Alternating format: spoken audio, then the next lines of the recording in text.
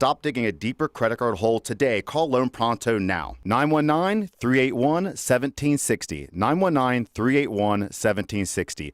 LoanPronto.com. 919-381-1760. Equal housing lender. NMLS 166-1781. Subject to lender approval. NMLS ConsumerAccess.org. Is foot pain keeping you from living the life you love? Hi, it's Jonathan Cotton with the Good Feet Store, and life is too short to be living with foot, knee, or back pain. When all four arches in your feet are supported, the results can be amazing. Go to goodfeet.com to make your appointment today. Hot summer days mean time on the water. Let Sound Station and Security make your time even better with our custom boat options. At Sound Station and Security, our Raleigh marine experts can help you for everything with your boat, from the perfect audio system to lights to video. We do it all custom, and we do it all from scratch. You're unique. Your boat should be too. Make sure everyone knows where the best party is this summer on the lake with Sound Station and Security. With 2 locations, downtown Smithfield and on Glenwood Avenue in Raleigh. Online at myhotsound.com. Hey, John, why so glum? I just got let go. The company's downsizing. This is the 3rd time in the last 2 years. I'm done with this. Have you thought about My Computer Career? I've heard they can train you for a career in IT in just a few months, including cybersecurity and the basics of AI. And you don't need prior training or experience. Now that's a recession-resistant career. Wow, thanks. I'll check them out. Go to mycomputercareer.edu and take the free career evaluation. mycomputercareer.edu. Financial aid is available for qualified students, including the GI Bill. It's hot out there, and your inefficient windows mean high utility bills all year long. Window Nation sells some of the most energy-efficient windows you can buy and was recently ranked highest on Forbes' list of best window installation companies. Right now, for every 2 windows you buy, you'll get 2 windows free, plus 0 down and no interest or payments for 2 years. Stop paying more than you have to. Schedule an in-home estimate right now at 866-90-NATION or visit windownation.com. This hour of buzzer-beating, nail-biting, edge-of-your-seat sports action on 99.9 The Fan is powered by Ritchie Law Firm Injury Lawyers. Visit GotBryan.com. That's GotBryan.com. WCMC-FM HD1 Holly Springs. You're listening to The Adam Gold Show on the North Carolina Sports Network. Carlos Alcaraz conquers Djokovic again. This was much more of a demolition. Ruthless and ready to just take the tennis torch all his own for good.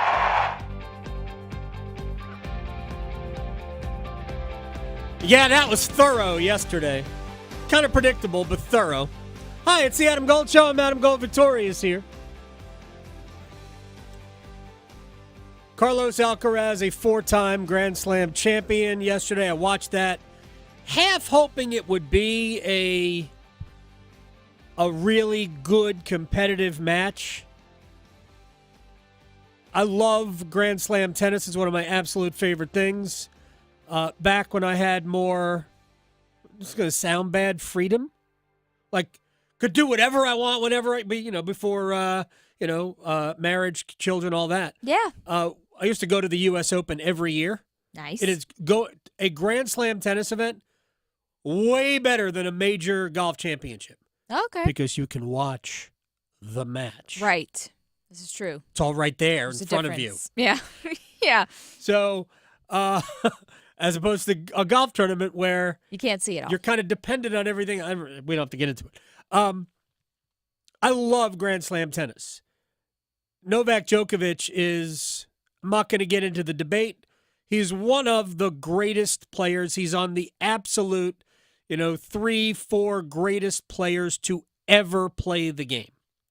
All surfaces, played in the best era with Federer and Nadal. And it's remarkable that he came back from knee surgery about 5 weeks ago. Remember, he exited the French with I think it was either a torn meniscus or he had to have knee surgery. Not pleasant. No. Mm-mm. Had the surgery, rehabbed, and got ready for Wimbledon. And he wasn't awesome early, but he survived early, and then he got the break of his quarterfinal match against Alex de Minaur from South Africa.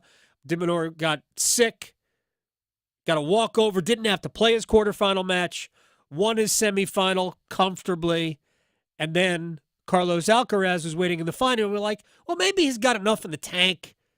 No, that was a blowout.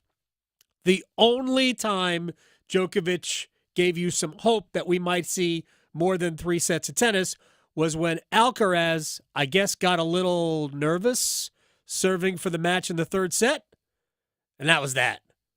And then, like, he blinked, Djokovic was on serve, and then Alcaraz went, nah, I got this. Yeah, we're good. Yeah. Won the tiebreak. Actually gave away a couple of points in the tiebreak and still won it. It was a one-sided affair. I have seen a more one-sided Wimbledon final than that. It was McEnroe over Connors like 1982 or 83, where, I mean, McEnroe won like 2-2 and 3, and it was a no contest, an absolute no contest. Anyway, we might talk a little bit about that. We're going to play games today. Nice. Right, because there are no games to play. Yeah, so we have to make up our own. Got nothing. By the way, real quick, shout out today, Monumental Day. My happy birthday to my number one son. Oh, nice. Tanner is 26 today. Nice. Yes, 26 today, which means it's off my insurance. I was going to say, that's usually the milestone once you hit, what was it, Not 25, a milestone. 26? It's not a milestone. It doesn't lower my burden anyway, so because the plan doesn't change. Oh, right? yeah. It really becomes, now that he has his own burden, which I wish I could hang on to for another however many months. Well, that's nice. Until we go through open enrollment again. Again, it's the same for me. Yeah. I have, like, my other sons on it. They're the same. Now he can, get a hotel room or? He's been able to rent a car for a year by himself. There you go. Because I think at 25 you can rent a car, right? I think so. Still the? I know usually 25, 26 is like still the the rule? last, and then after that you just get old. So shouts to him, and shouts to Blue Cross Blue Shield. Send the letter so he can get his own insurance. We went to I live up in the sticks. Same, right? The other direction. You live in different direction of sticks. Different sticks. You know, but same general principle. So there's not a ton of, hey, there's a new restaurant. right. There's not a lot of those. So we went to a place in Oxford. It's more actually Creedmoor. Sorry, it is Creedmoor. Called Yakimo's. I thought it was a Japanese steakhouse. It's not. It's just a flat-out great restaurant. I had not been in. And I'm saying this only because I want all of you people to come up and go check it out. Yeah. Because I want it to do well so it stays there. So yes. it stays there. It's been open for like 3 months. So, I know. So go check it out. But if you're looking for fine dining, okay, the food is great. That's so, where you should go. I know yeah. there's talks of a restaurant actually in my neck of the woods in Youngsville that may or may not come here. So I'm fingers crossed because give me something. I know. mean, give Anything. me something. Give me options, please. And we have a really good pizza place now, and I got so I need a few more options. There you go. Anyway, shouts to Yakimo's. I don't know. I mean, it's a cool name. It is a very I don't know what it's about, to be honest. Yeah. Like I thought it was a Japanese steakhouse, and it is absolutely not. All right, let's go. All right, let's do this. Where shall we start? There's so many places. Oh my gosh! All right, so this is the lull. Yeah. We're here. We're here at the lull. Welcome to the lull. There is nothing today. Yeah. Nothing that impacts standings, championships, tournaments. Zero. Copa America is over. They finally got Colombia and Argentina fans into Hard Rock Stadium in Miami. That was a poop show. Oh no! Oh my gosh! The match was delayed by an hour and a quarter. Ooh.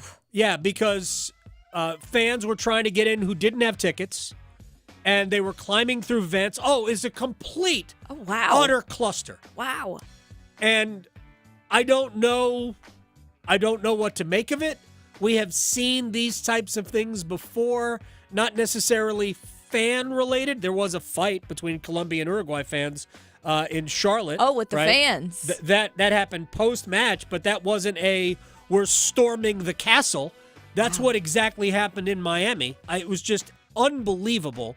Like, when I saw the match was delayed, I figured, it was lightning. Right, and right. then I open up Twitter and I go, oh, no, it wasn't lightning. There were like, basically the stadium gates were breached. Right. Right. Like, you should Intruders. see the videos when they just started knocking down barricades. Wow. Don't know. Rabid soccer fans. What was the urgency? I mean, Look, they'll open the doors. We know hooliganism, right? That's more European. Right. Hooliganism is a thing in European football. Okay. And it is a thing in South American football. It is a thing. It's clear that we don't get it here. Right. Right. Because we do not have fights like that among soccer fans. No. When we get to the point where we are storming the castle gates, then we have arrived as a soccer nation. But awful scenes outside of Hard Rock Stadium, which delayed the match by an hour and 15 minutes. They had similar issues, although not necessarily. Well, it was fan-related, but it wasn't. The Champions League final a couple of years ago between Real Madrid and Liverpool, they had one side where fans couldn't get in. It became ugly. Look, too many of these instances. Anyway, congratulations to Argentina. They won again. The tournament favorites won for the second straight time.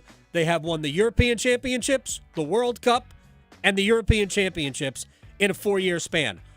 Pretty good way to put your stamp on history, Lionel Messi, even though he went off injured at 0-0 after about an hour. Oof, so I saw a picture of his ankle. Yeah, that doesn't look great. No, it does not. That doesn't look great. Here's what we're going to find out going forward. We're going to find out that all the fields sucked. Ugh. Yeah. Even though it looks, Hard Rock Stadium has natural grass. Oh, do they? Yeah. Okay. But I think they laid a field over it. Oh. At least it looked like that was a relatively new pitch. And this is what we're going to find out, I promise you. That all the fields stunk. Mm-hmm. So. Makes a difference. We got the World Cup in 2 years. Let's figure out how to grow grass and make sure that the players don't get hurt because of the field. Right. Can we do that? That'd We've be got great. 2 years to figure this out. All right, what else? The Euros is over. Spain, congratulations. Way to go, England. Way to have the best roster and stink. Gosh, there's just such an embarrassment. WNBA is dark tonight. There's nothing. They have a couple of games tomorrow, but it's their All-Star break as well. It is Major League Baseball's All-Star break. The Open Championship is this week, but obviously it's Monday. We got nothing. Congratulations to Robert McIntyre for winning the Scottish Open. A Scot winning the Scottish Open. It was very appropriate. cool. Oh, and he made probably a 20-foot birdie putt on the last hole to do it. Go. It was tremendous. Manchester United has a preseason friendly today against the team that's basically in the bottom half of the Norwegian league. I mean, this is what we're dealing with. There's nothing going on except Home Run Derby. Yeah. And Home Run Derby is super fun. It is. It's exciting. Right? It's super fun. It is the best of the all-star game activities. It's simple. Everybody likes a good home run. Yes. Except pitchers, probably. Right. But good. So that's what we got. Yeah, and they're trying very hard to make it not be a 3.5-hour endeavor. It used to go on forever. So, yeah, it should be fun. It should be fun. And Pete Alonso from the Mets is going for his 3rd title today. Okay. Right? He is in it again. I think he's been in it every year since he came to the big leagues. And in his first 3 years, of which I believe he won 2, I think he won it as a rookie and his second year, he actually made more money in Home Run Derby than he made actually through salary. Oh, wow. Yeah, exactly. Huh. because you get like $1 million to win it. And he was making about $700,000 as a rookie, and maybe less than that, and Major League, like almost, just under $600,000 as a rookie in Major League Baseball. It's a nice prize. Yeah, it was like that was awesome for him. Yeah. Now he's making a lot of money and stands to make a lot more next year. All right, day one, SEC Media Day. I think they're in Dallas this year. Normally they have been in Birmingham, Hoover, Alabama, which is a suburb of Birmingham. But they are, I guess they're taking the show on the road. They're in Dallas this year. They just announced that next year they would be going to Atlanta. Greg Sankey, the commissioner of the SEC, gave his State of the SEC address. A couple of very quick highlights. He was asked if he is paying attention to Clemson and Florida State and what their legal battle to escape the league, and he goes, "No, I'm aware." Well, then the answer is yes. I'm aware, but I'm not a recruiter. Right? He said, "I'm not a recruiter."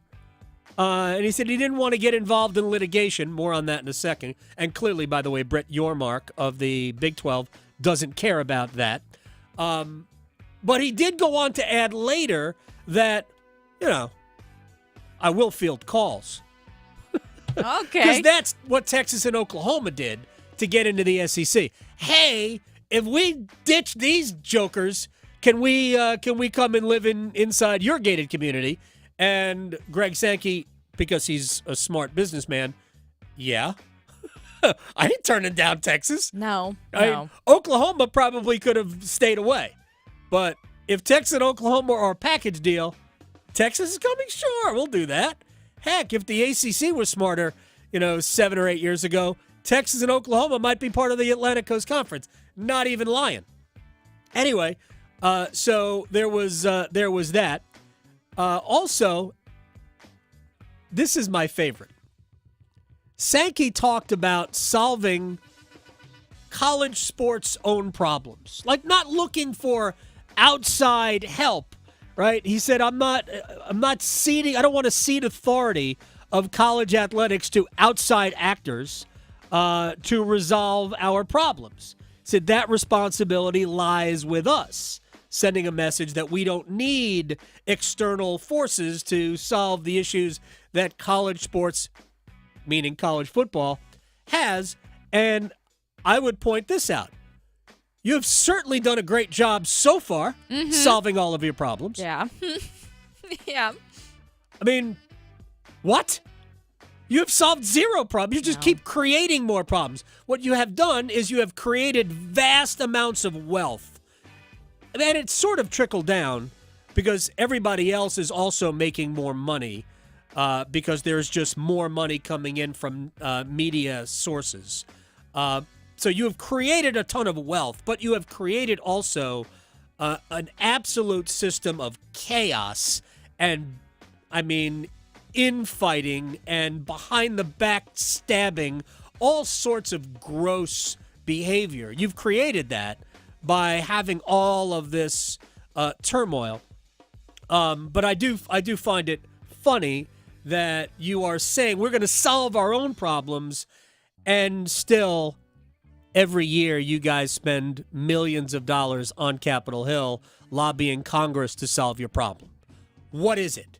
Is it you're going to solve your own problems, which they could if they were motivated to do so, or are you going to ask somebody else, Congress, to bail you out? And the answer to that is yes. We really don't know.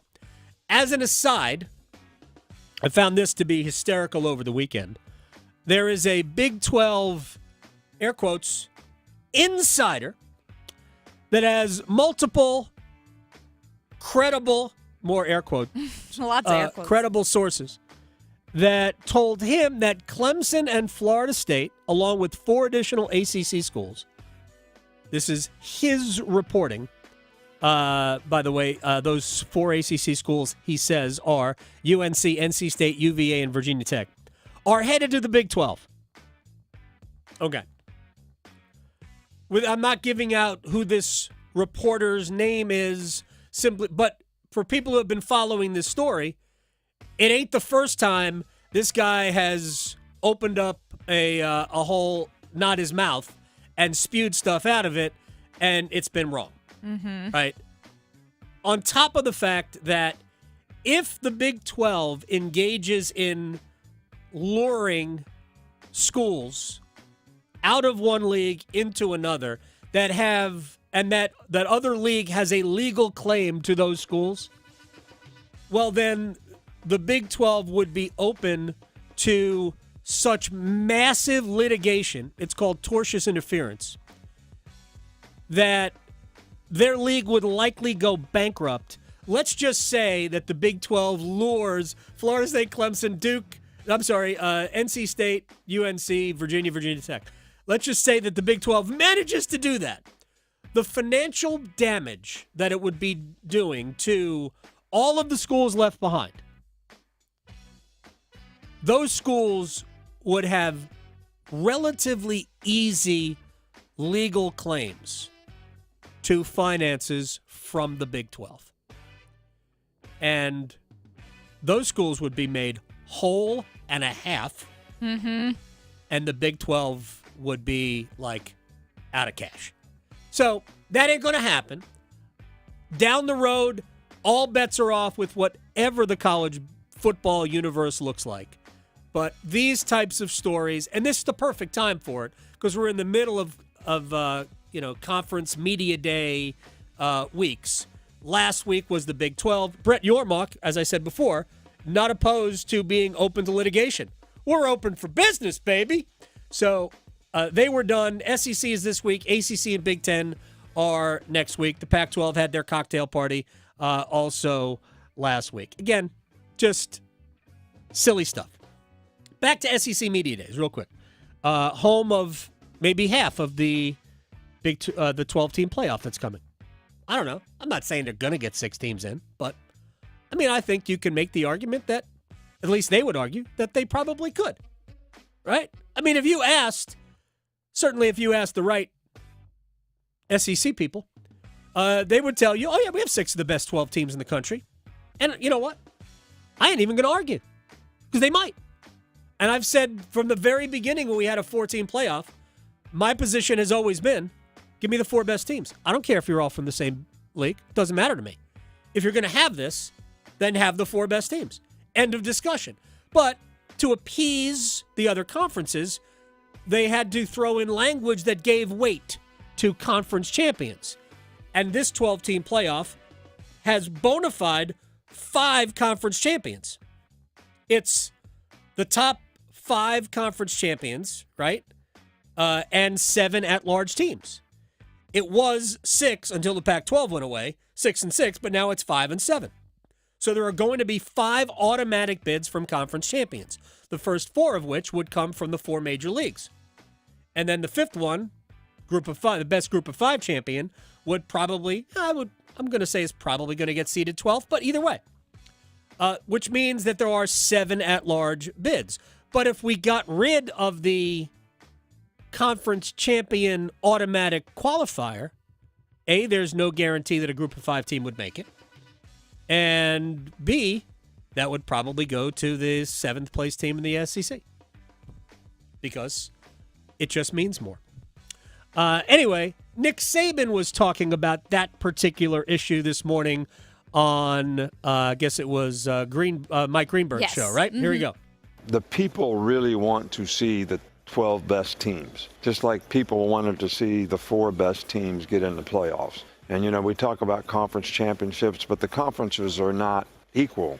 So somebody's going to get bumped out. Maybe the 11th or 12th team is going to get bumped out because of a conference champion who may not even be in the top 12. So there's still a little bit of inconsistency there in how do we get the best 12 teams in the playoffs. Yeah, that's exactly right. 100% correct. And I'm not here to say that that's good or bad. With a larger playoff, I think you can get away with it. With a 4-team playoff, it's fundamentally dumb to do something like that. But with 12, You're not going to, first of all, let's be honest with each other. Of the 7 at-large teams that make the field, I'll be generous and say 3 of them, and I think that's generous, have a legitimate chance to say, yeah, we can win this national championship. The truth is the other 4 are just happy to be there and are probably going to get their pants beaten in when they come up against one of these other teams. And we all know that to be true. But bigger is always better, right? Right? Apparently. Yeah. It's not really always better. But in this case, it's going to appear better to more people. And yeah, I'm not going to lie. It'll be more fun for fans. I don't think there will be as much damage to the regular season. I'm not going to be a gloom and doom person about that. I think there will be some, but I don't think there will be a lot. I, for one, am really looking forward to the heated debate between who the 12th and 13th teams are. I can't wait for that. We're going to have that because we have it with the last 3 or 4 teams. We did it all this year, right? We sat here and we bitched and moaned about, well, the ACC is getting slammed for this, and meanwhile we have a better record against this league, like blah blah, all of that.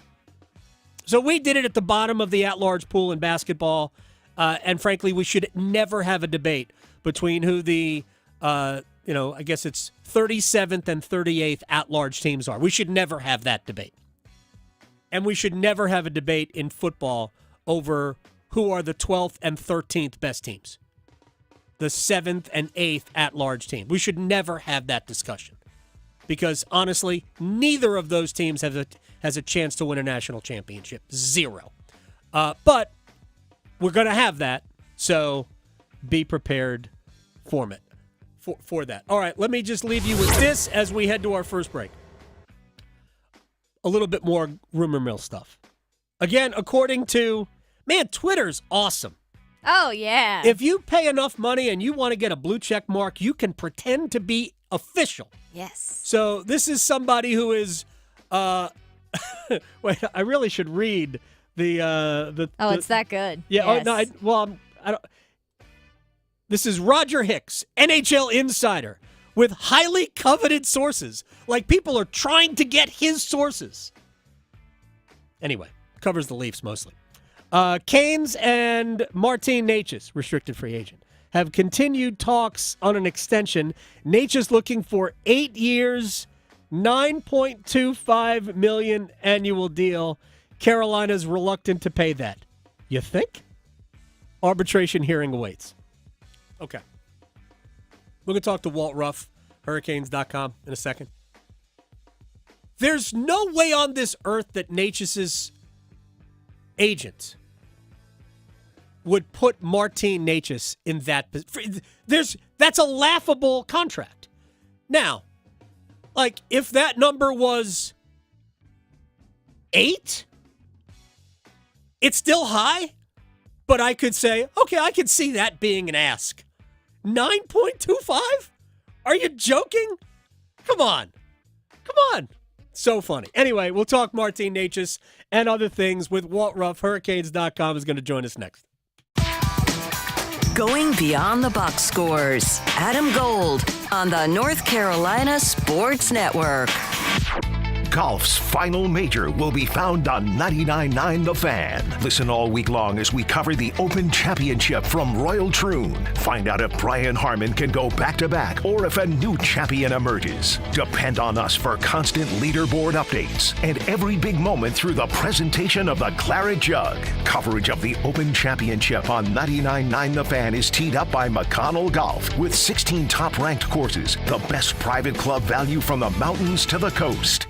The best summer savings for golfers is now at Global Golf in Raleigh. This week only, save up to 60% on all tailor-made pre-owned golf clubs. Global Golf is home to Carolina's largest selection of pre-owned golf gear. Whether you need some new grips, professional lessons, or wanting to trade in your current clubs, swing by Global Golf at 7320 ACC Boulevard. Don't miss amazing summer sales and more at Global Golf, home to the best deals in golf.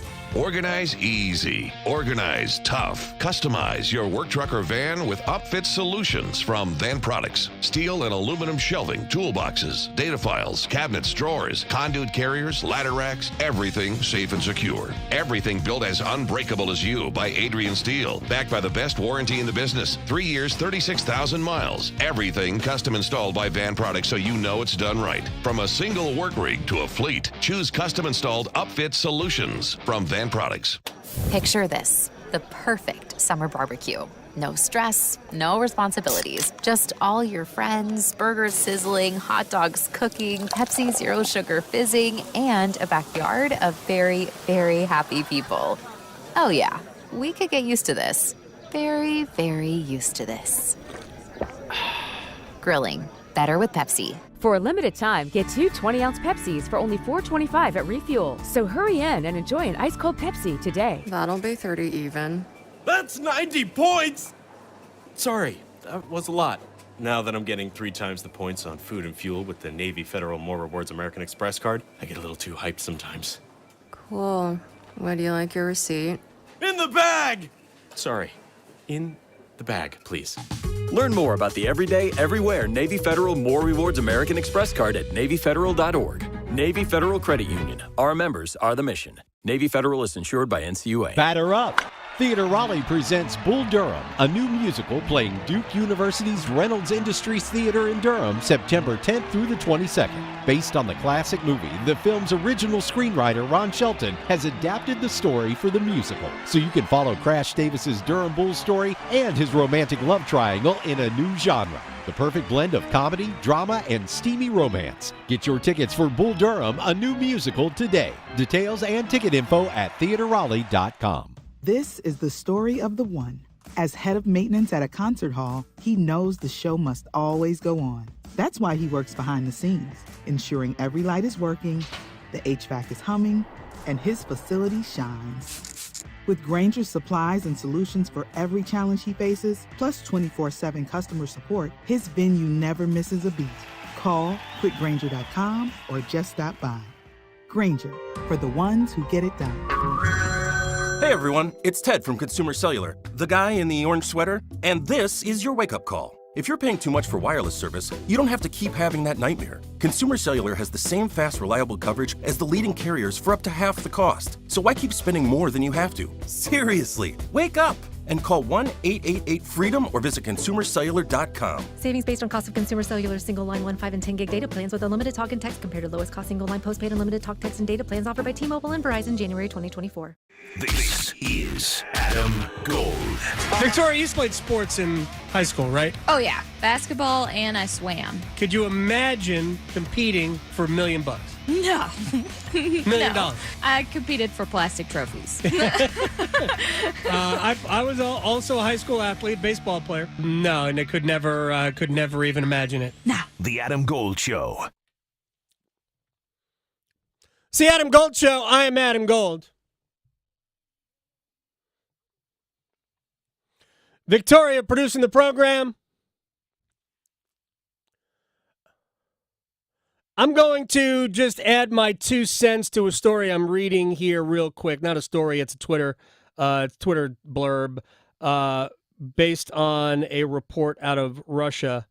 Yevgeny Kuznetsov set to sign a 4-year contract with SKA. If I'm not mistaken, I think that's where Alexander Nikishin plays. As soon as he terminates his agreement with the Hurricanes. And my understanding is that is happening. My understanding is that Yevgeny Kuznetsov is going back to play in Russia, and that he will no longer be with the Carolina Hurricanes. And that's either, I don't know if that's good or bad. We talked about it before, and maybe we'll talk about it with Walt Ruff. Although, if he doesn't want to put his name to it, we can ignore it. Walt Ruff, Hurricanes.com, content maestro, my man. It does feel like the first intermission of every Hurricanes game this season, albeit we don't have any game to talk about right now. How are you? I'm well, thank you so much. Thanks for having me on. It certainly does feel like we should be mid-game, but somehow, as I referenced to you via text yesterday, we are essentially past the first intermission of the offseason already. And before you know it, we will be back to game action. And I think that's something that you and I are both looking forward to. Absolutely. And by the way, I'm going to confirm my own report that Yevgeny Kuznetsov is headed back to Russia. Real quick, are we ahead? Are we ahead at the first intermission of the offseason, Walt? Oh, that's a tough question. Am I allowed to say no? Am I allowed to say that? Yeah, you can say what you want. I mean, listen, let's cut right to it. This offseason has been kind of what we thought it was going to be. Yeah. There were a couple players who deserved to be handsomely paid, and they found that money elsewhere. And I believe Rod Brindamore's quote on a show that we may or may not be able to reference on these airwaves was, "We took a step back." And that was just the reality of the situation. And there are inevitably still moves to be made the rest of this summer. But for right now, granted, it could have been much worse. I'd venture to guess that you'd feel the same way. Some of the player signings that were brought in, there's certainly a lot to be excited about, but it's going to be hard to replicate who left the fold this offseason. Well, there's no question. I mean, it doesn't take Rod saying that out loud. For us to understand. Yeah. I mean, the roster is down Jake Gensel, and if the thought is, well, they only had Gensel for a few months anyway, well, it's also down Michael Bunting then. It's down that spot. It's down Teuvo Teravainen. It's down Steph Nason. It's down Brady Shea. That's 4 members of your power play, which was second in the NHL this past season. I know it didn't do as well in the playoffs, but it's a second-ranked NHL power play during the regular season, and those are 4 big members off of it. We also have the Martin Necas cloud, I guess, holding over. I've been saying for a long time that I didn't think that the team would bring Gensel back, not because they didn't try, but because they weren't going to pay what was really the market rate for Gensel, which ended up being $9 million per year in a no state tax state like Florida, and that it was important that they bring Necas back or turn Necas into somebody else who could provide anywhere from 60 to 80 points. Where do you stand on Marty? Well, I think cloud is probably, unfortunately, a good way to put it at this point, because there are a lot of questions that need to be answered. Is he going to be here? Does he want to be here? And to tie that into the second point you were making, whether he is here or it needs to be someone else, there's a effort that needs to be made in terms of acquiring more goal scoring one way or the other. All of those players that you referenced that went out the door, they were not only an integral part of the power play, which yes, will have to be addressed, but also just goal scoring at 5-on-5. I think the defense is going to be, just quite all right with the additions of Sean Walker and bringing Shane Gostisbehere back in. But where is the goal scoring coming from? That is my question as we stand here on this July 14th, 15th, whatever day it may be in the middle of summer. Walt Ruff is joining us, Hurricanes.com content maestro. It's my favorite thing to call anybody. You were down at a prospect camp, so let's talk about the possibility of one of those precocious youngsters making an impression. They'll probably bring, 5, 6, 7 of them to training camp. One of those guys who might show out when we finally do get this thing started in September. Sure. Well, as Eric Tolsky referenced on July 1st, he said it's not a rebuild, but we need to leave the door open for some of the young players to have an opportunity to step into. And especially after prospects camp, I think it's pretty clear to say that some of those names that he may have been referencing are Bradley Nadeau, Jackson Blake, and Felix Unger-Sorum. Especially with the holes that are in the mock opening night lineup right now. And again, I know there's about 3 months to go. Yeah. It feels pretty clear that one or maybe multiple of those young men will have a position to earn. They are goal scorers and guys who are young men, I should say, crafty with the puck on their stick, and that's what's needed for Carolina right now. So I think there will be a lot of eyes on those young three guys as we get closer to middle of September. Walt Ruff is joining us here. To me, I've always thought that Necas has this desire to be great. Like, he knows that he could be an impact player in this league. He has craved more responsibility. He had a lot more responsibility a couple of years ago, and then Seth Jarvis kind of grabbed his spot on the penalty kill, and he didn't get knocked down the ladder. He got eliminated from it entirely. My guess is that Rod gives that back to him and says, all right, kid, go show us what you got. He plays plenty. Like, it's not about ice time. I think he might have been first on the team among forwards at even strength time on ice. What he doesn't have was the penalty kill time and top power play time, but he plays plenty. I just think that Rod gives that back to him, and we go from there. I think you're spot on. That may have to be the case out of necessity, especially if what feels like the simplest solution of, him agreeing to terms with the Canes, that they can reach that agreement and he's going to be back in the mix. They are going to have to count on him in a big way, and this could be another big opportunity for Marty to step into. We know that in years past, it's kind of been a game of tug of war of, is he going to get that? Is he not going to get that? Is he going to play center? Is he not going to play center? He wants to play center. But now the door is wide open in a variety of areas that you just mentioned. He has all the skill in the world, and if he can just find a way, maybe now is the right time in his maturation process and his career. But I certainly think you're correct. If he is back in the mix this year, it feels like he's going to have a real chance to prove he is everything he thinks he can become in this league. Also, again, this is not necessarily I guess I have confirmed my own speculation that Kuznetsov's going to go back to Russia. It really opens the door for Jesperi Kotkaniemi, doesn't it? Like, all right, kid, you were the third pick in the draft. You were right behind Andrei Svechnikov, right in front of Brady Tkachuk. It hasn't quite gone for you yet, but you've got this long contract, a lot of expectations. It's time. This is an opportunity for Kotkaniemi to really make good on the confidence in that contract. Definitely. And there can be some instilled within him if these rumors and reports are true. I mean, listen, there was going to be a logjam at center regardless, right? It was going to be Aho, Stahl, and then if you re-sign Brewery, you've already got Kotkaniemi signed. It's, where did Kuznetsov fit in that mix in the first place? If Kuznetsov is on his way out the door and then it filters down just to those four guys, yes, I know we were just speaking on Martin Necas, but if he goes in knowing that he has this spot, hopefully he can find that form that he had in the second half of the 22-23 season where he looks pretty darn good, right? And then was an impact performer, and I believe it was the first-round series against the Islanders in the 2023 playoffs as well. So, again, another guy who's shown flashes.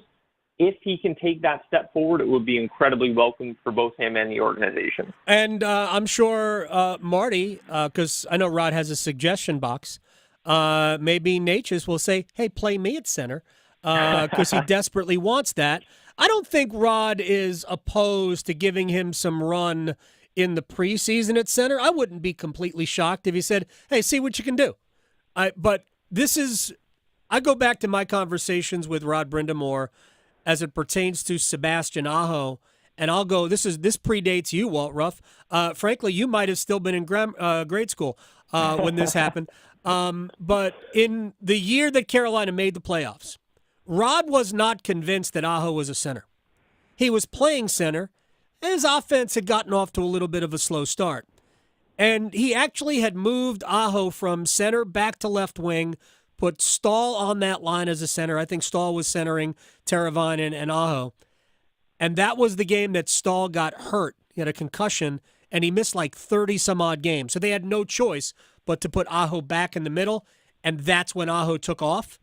And at that point, Rod was like, yep, all right, he's a center. Now he just has to get better at it. So he's not opposed to being convinced otherwise. But it's going to take Necas to do that. Right? Yep.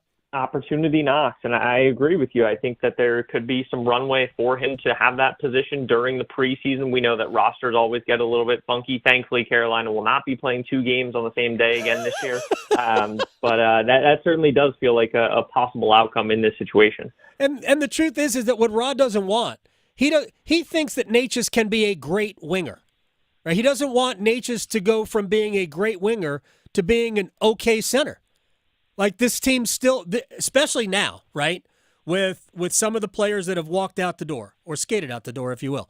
Rod, he looks at his lineup and he goes, I need 4 guys who can legit score. I don't want to risk somebody's, desire, put somebody's desire to be a center over, I need great players. And if you can be a great player here, but just a good player here, I'd rather have the great player here. And that's the way I think Rod is looking at it. Overall, before we have to say goodbye to Walt Ruff, overall, what do you what's your read on what's next? You said if Drury resigns, or what are you kidding me? I have no intel on that situation at this time. It's just always, it feels a little. This is not a humidity joke, but a little sticky this time of year, right? Like you almost just never quite know what's going to happen. You feel like it's inevitable that the RFAs are going to get signed, but I guess where the if comes from is, to go back to the first part of the question, what's next is I can't help but think about 2 summers ago when the organization got creative to bring in Brent Burns and Max Pacioretty, 2 guys who, prior to that July 13th day, if you would have brought up their names in trade discussions, people would have probably looked at you a little bit funny. So it almost just feels like there may be a little rabbit in the hat potentially coming. I'm not sure what that entails, but that's just my gut instinct right now, Adam Gold. I don't know. That's my read on things. Maybe I'll be right. Probably not, but that's where I stand today. All right. Hurricanes.com content maestro, my man Walt Ruff, at Walt Ruff on Twitter. I'm glad we chatted. We'll do it again. Second intermission coming up in just a few weeks. Thank you, my friend. I look forward to it. Thanks, Adam. You got it. Walt Ruff here on the Adam Gold Show. All right, so there are questions that come out of the fact that Yevgeny Kuznetsov is going back to Russia.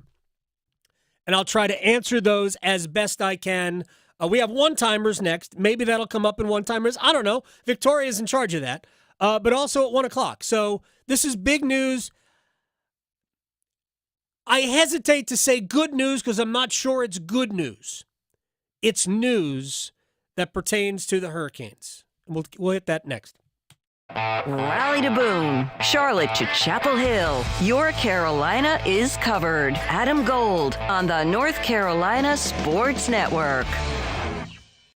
Trust ACT Construction Equipment and Avant Articulated Loaders for the right equipment to help get your work done. Avant makes the most multifunctional loaders in the world. Whether you're a landscaping pro or homeowner serious about property maintenance, you need an Avant loader. ACT Construction Equipment is your authorized Avant dealer for sales, service, part, and rentals. Visit one of our 7 locations or actce.com for more details about Avant Articulated Loaders. ACT Construction Equipment, always the right equipment for the job. The 2024 Atlantic hurricane season is predicted to be among the most active we've ever experienced. Prepare your home now against power outages of all types with a Generac home standby generator from Alternative Power. After sensing a power outage, a Generac generator automatically restores your home's power, helping protect you and your family. Act now for a free 10-year warranty on a Generac home standby generator. Terms and conditions apply. See more at alternativepower.com. Alternative Power, North Carolina's Generac experts.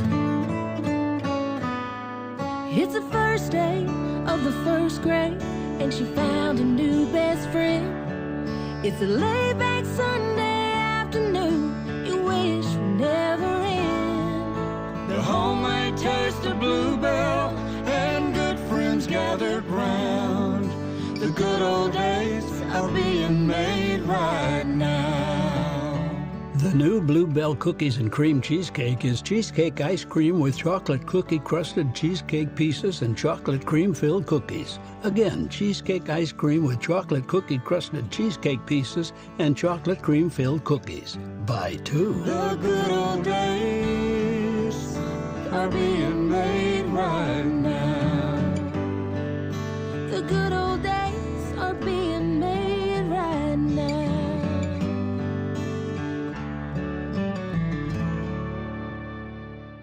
If you pay your city or town for electricity, you live in a public power community. Our public power providers in North Carolina keep the power on 99.9% of the time. That averages out to be less than 1 hour a year without power. Public power line workers who work day and night, rain or shine, are key to that unbeaten reliability. Better reliability, fewer outages, faster restoration. That's the value of public power. Learn more at electricities.com. You could be a wildlife hero. Did you know that when you visit the North Carolina Zoo in Asheboro, your visit supports efforts to protect animals locally and worldwide? The North Carolina Zoo is a leader in wildlife conservation to save endangered species such as elephants, lions, and gorillas. Plan a family-friendly day trip to the North Carolina Zoo and learn how you can save endangered animals from extinction. Plan your adventure today at nczoo.org. That's nczoo.org. NC Medicaid is for people just like me. Adults who don't have children. People who serve. People who do the heavy lifting. Child care teachers. Full healthcare coverage at low or no cost. Doctor's visits, emergency rooms, and prescriptions. So if you applied before and didn't get it, apply again. NC Medicaid covers more people than ever before. NC Medicaid is for more people. See if you qualify at medicaid.nc.gov. Have you ever noticed how little things can make a big difference? Think about how good you feel when someone looks you in the eye and smiles. It makes you want to do the same. A smile. A simple word of thanks for a good deed, no matter how small. Passing on the simple expression, "Have a great day." It takes so little time, but it works wonders. In North Carolina, we have always taken pride in being kind. Little things do make a difference. Makes you feel better. Makes everyone around you feel better. This is Adam Gold. Thank you very much for your time, man. We will talk again. Adam, anytime for you, my friend. Thank you. I don't know why it makes me laugh. Why does that make me laugh? I don't know. Maybe you just are used to people being mean to you or something, like Twitter. I don't know. The Adam Gold Show.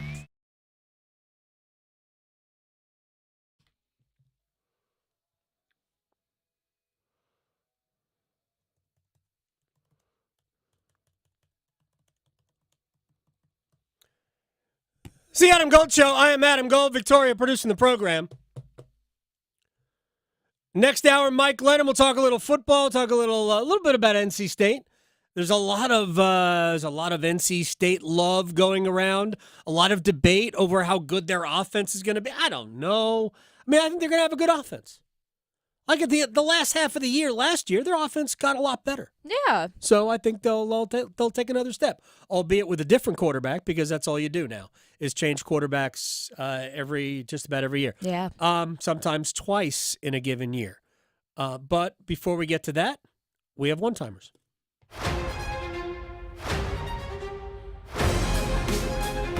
Okay, so we'll kick it off with a Canes one. So when do you believe we'll have the best idea of what our Carolina Hurricanes will look like as a team for next season? As soon as the contracts for Necas, Drury, Jarvis get sorted, and I think they're all going to get sorted, so I think we kind of already have an idea. The only wild card in that is when we get to training camp, is there a rookie or two? Honestly, that make enough of an impact and an impression that they get kept. I've been saying this for a while. Almost all of those signings, Jack Roslovic and William Carrier are going to be on the NHL roster. All of the other signings, Tyson Yost, Eric Robinson, and to an extent, even Brendan Lemieux, who's got a one-year contract at $775 a year. Those can be considered organizational depth. You need veteran players in the system. They're going to get their NHL money because they signed one-way deals. They're going to get their NHL money. So there's that. And if they clear waivers, you can send them to the AHL. And I wouldn't be shocked if maybe even all of those guys stay in the AHL. But you don't want to put your rookies in a situation where they're not playing. Right. So your guys would have to be playing at least top 9 minutes. So they would have to be on scoring opportunities. Otherwise, they're better off going to Chicago, playing anywhere from 15 to 18 minutes a night, getting power play time because they're offensive performers. So if one or two make it, then they're going to play in the top 9. Yeah. Okay. So it's home run derby day. Now, do you see any maybe detriment to the guys that are actually doing this for the rest of the season? Maybe could it be looked down upon because they're risking themselves? I'm sorry. Read once again. So it's home run derby day. Oh yes, I'm sorry. Yeah. I was trying to do two things at once, and I should know better than that. My wife explains it to me all the time. Stop trying to multitask. It's not your thing. It's always been an excuse to me. Yeah. First of all, everybody's trying to hit home runs anyway. Mm-hmm. Like if you were like Tony Gwynn all of a sudden trying to hit home runs, then I would understand it. But everybody's trying to hit home runs. What are you going to do? Mm-hmm. No. Go play. Okay. Go play. So with that, they've got guys in this today like Ozuna from the Braves, Garcia from the Rangers, Bohm from Phillies, Alonso from your Mets. So who do you think's going to come out as the big winner today? Who's the guy from the Phillies again? Is it Bohm? Oh, Bohm. Let's go Pete Alonso to go for the third to tie Ken Griffey Jr. for the only other 3-time winner. Oh, okay. Well, you know, we've had a father-son duo win. Oh no! Yes. Oh, that's exciting. A father-son duo has won. You know who it is? No, I don't. Guerrero. Oh. Vlad Sr. and Vlad Jr. have each won. How cute. There are 4 multiple winners. Okay. That, by the way, Guerrero and Guerrero are not. They're the same name, but obviously not the same person. Yeah. 4 multiple winners Right. of home run derby. Oh, nice. Look at them go. Runs in the family. So now that we're basically at the halfway point of MLB season, are there a couple teams that are kind of sticking out to you as you could really see them making it to the World Series? As of right now, it's just an early prediction.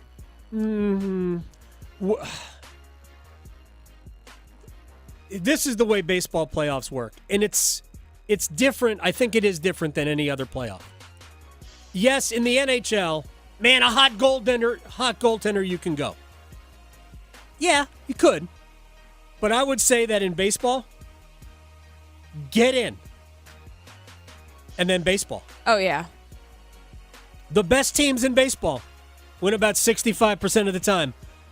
That ain't a lot. No. That is not a lot. The best teams in baseball win basically only that. Anything can happen in the playoffs. I mean, it is the team that plays the best. Best indication is your bullpen. That's what I think it is. If you have a great bullpen, you can win in Major League Baseball, especially in the playoffs. When we come back, I'll get into the ramifications of Yevgeny Kuznetsov coming off the Carolina Hurricanes roster. All of that next.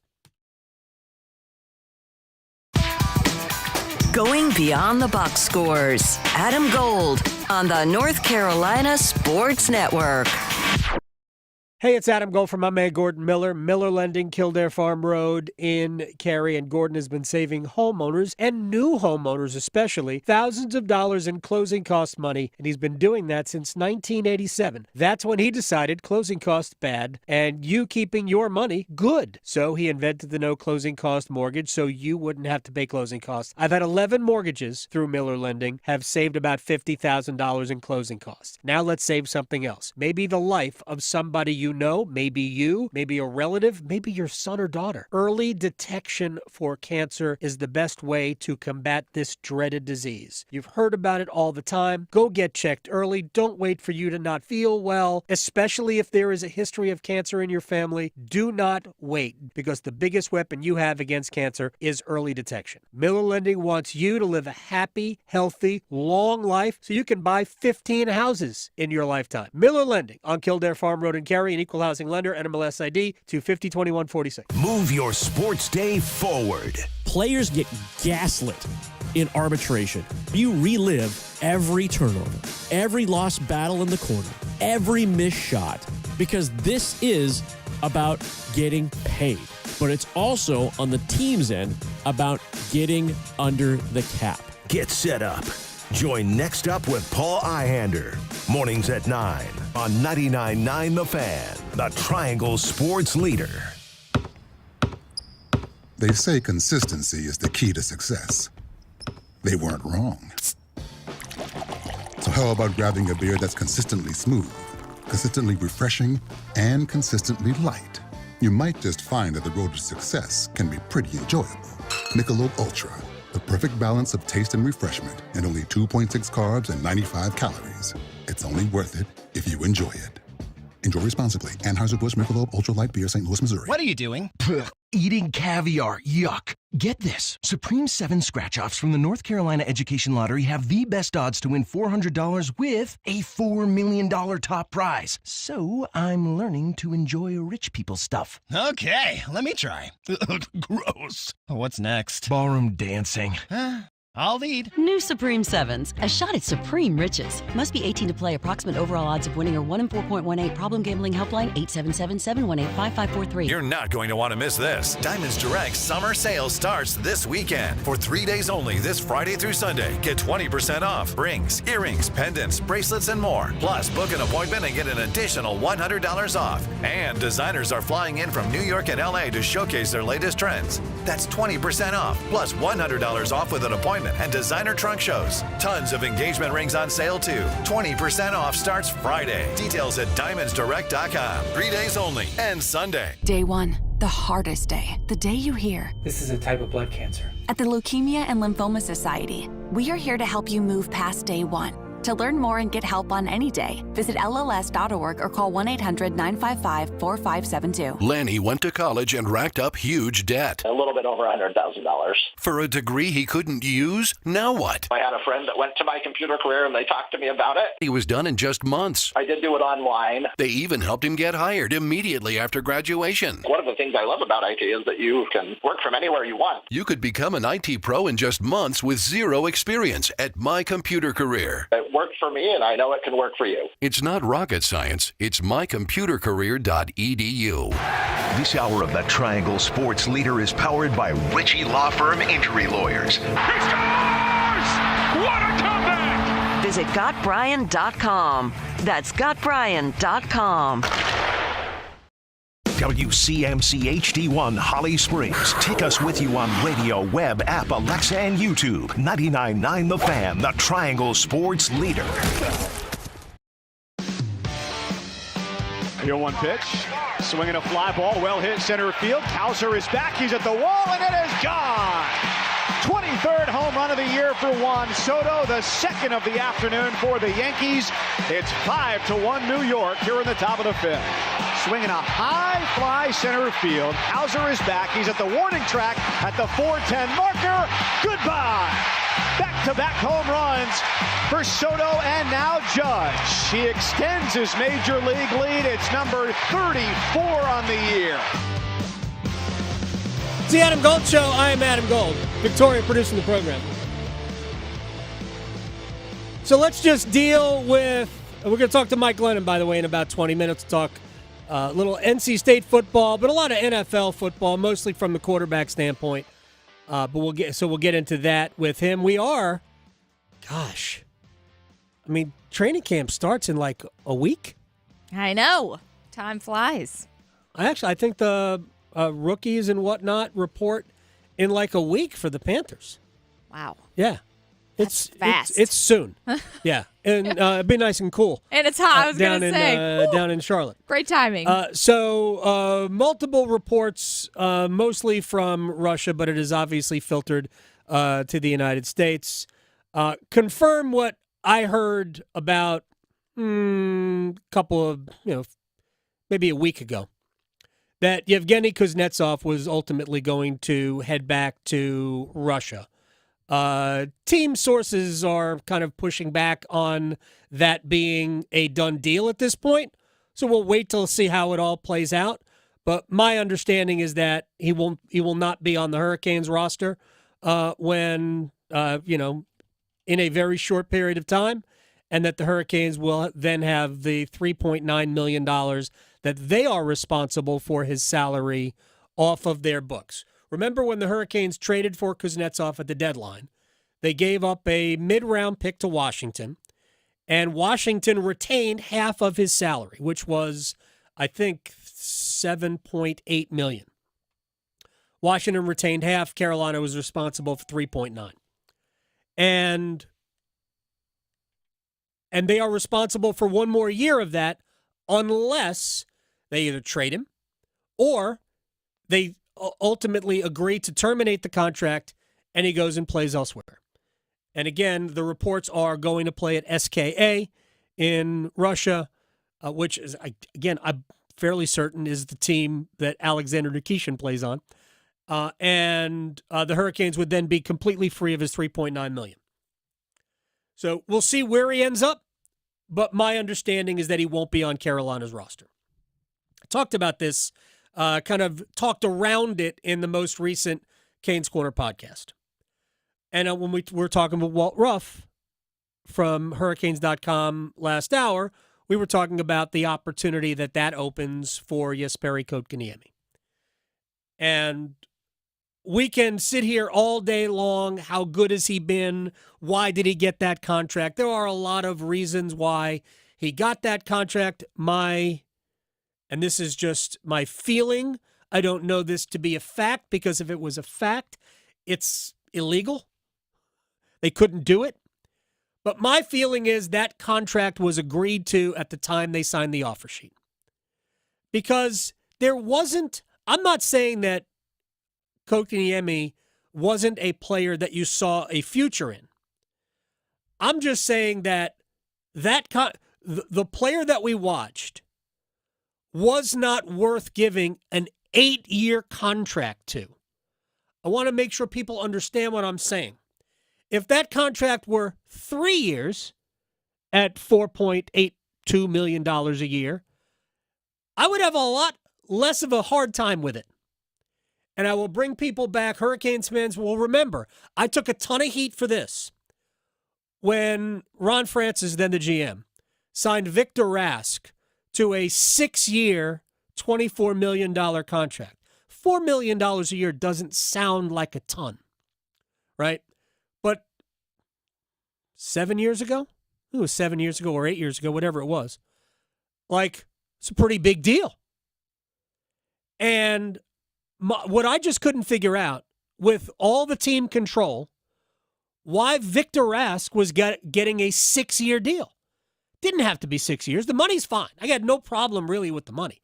It was the length. It was the time, the fact that you were locking yourself to the player who may or may not have, be able to replicate what he had done. It was a risk anytime you sign a young player to a long-term contract. I'm here to say that I would do 8 years for Seth Jarvis. Tomorrow, yesterday, 10 days ago, 3 months ago. Yes. I would do 8 years for Seth Jarvis. Mm-hmm. And Jarvis's contract his future contract comes with its own risks. I mean, he's not 6'2", plays like it. He does. Right? He plays much bigger than he actually is. Small dog, big personality. Right? Which comes with inherent problems. If you throw your body around like that, and you are not built like somebody, he's not built like Andre, but he plays like he thinks he is. Mm-hmm. If you do that, you're opening yourself up to the physical tolls of the game eventually having an impact. So I think the Hurricanes are probably in some ways wary of that. And they should be. But I'm telling you, anybody who has watched Jarvis play and the growth he has made from year 1 to 2 to 3, I don't know how much better he can get. I think ultimately he'll be a point-a-game scorer here. I think he'll be a top-line player here. He's a 200-foot player, all of that. But he should get an 8-year deal. there's always some risk. Hell, there's a risk with Aho, even though he had a lot more of a body of work before he got his 8-year deal, which kicks in this year. Just like there's an implied risk with the contract that Jacob Slavin will skate into after this upcoming season, at age 31. So there just wasn't enough of a body of work for Kotkaniemi to say, yeah, 8 years. So, as I said at the beginning of this long tangent, I think that agreement was made at the time of the offer sheet. Like, maybe not the fine details of the numbers, but it was going to be an 8-year deal. And we'll set aside, I'll leave the fallout from that for a Canes Corner podcast to come. But right now, the Hurricanes have 3 players to sign. They've got Necas, unless they're going to trade him. I don't see that happening. They've got Jack Drury, and they've got Seth Jarvis. If you give Jarvis the long-term contract, and as I said seconds ago, they should, what that looks like, is it $8 million? Is it 7.75? The Andre contract,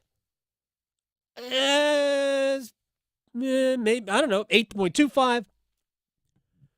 Is it that? What does Jack Drury's contract look like? By the way, he is also arbitration eligible, much like Martin Necas is.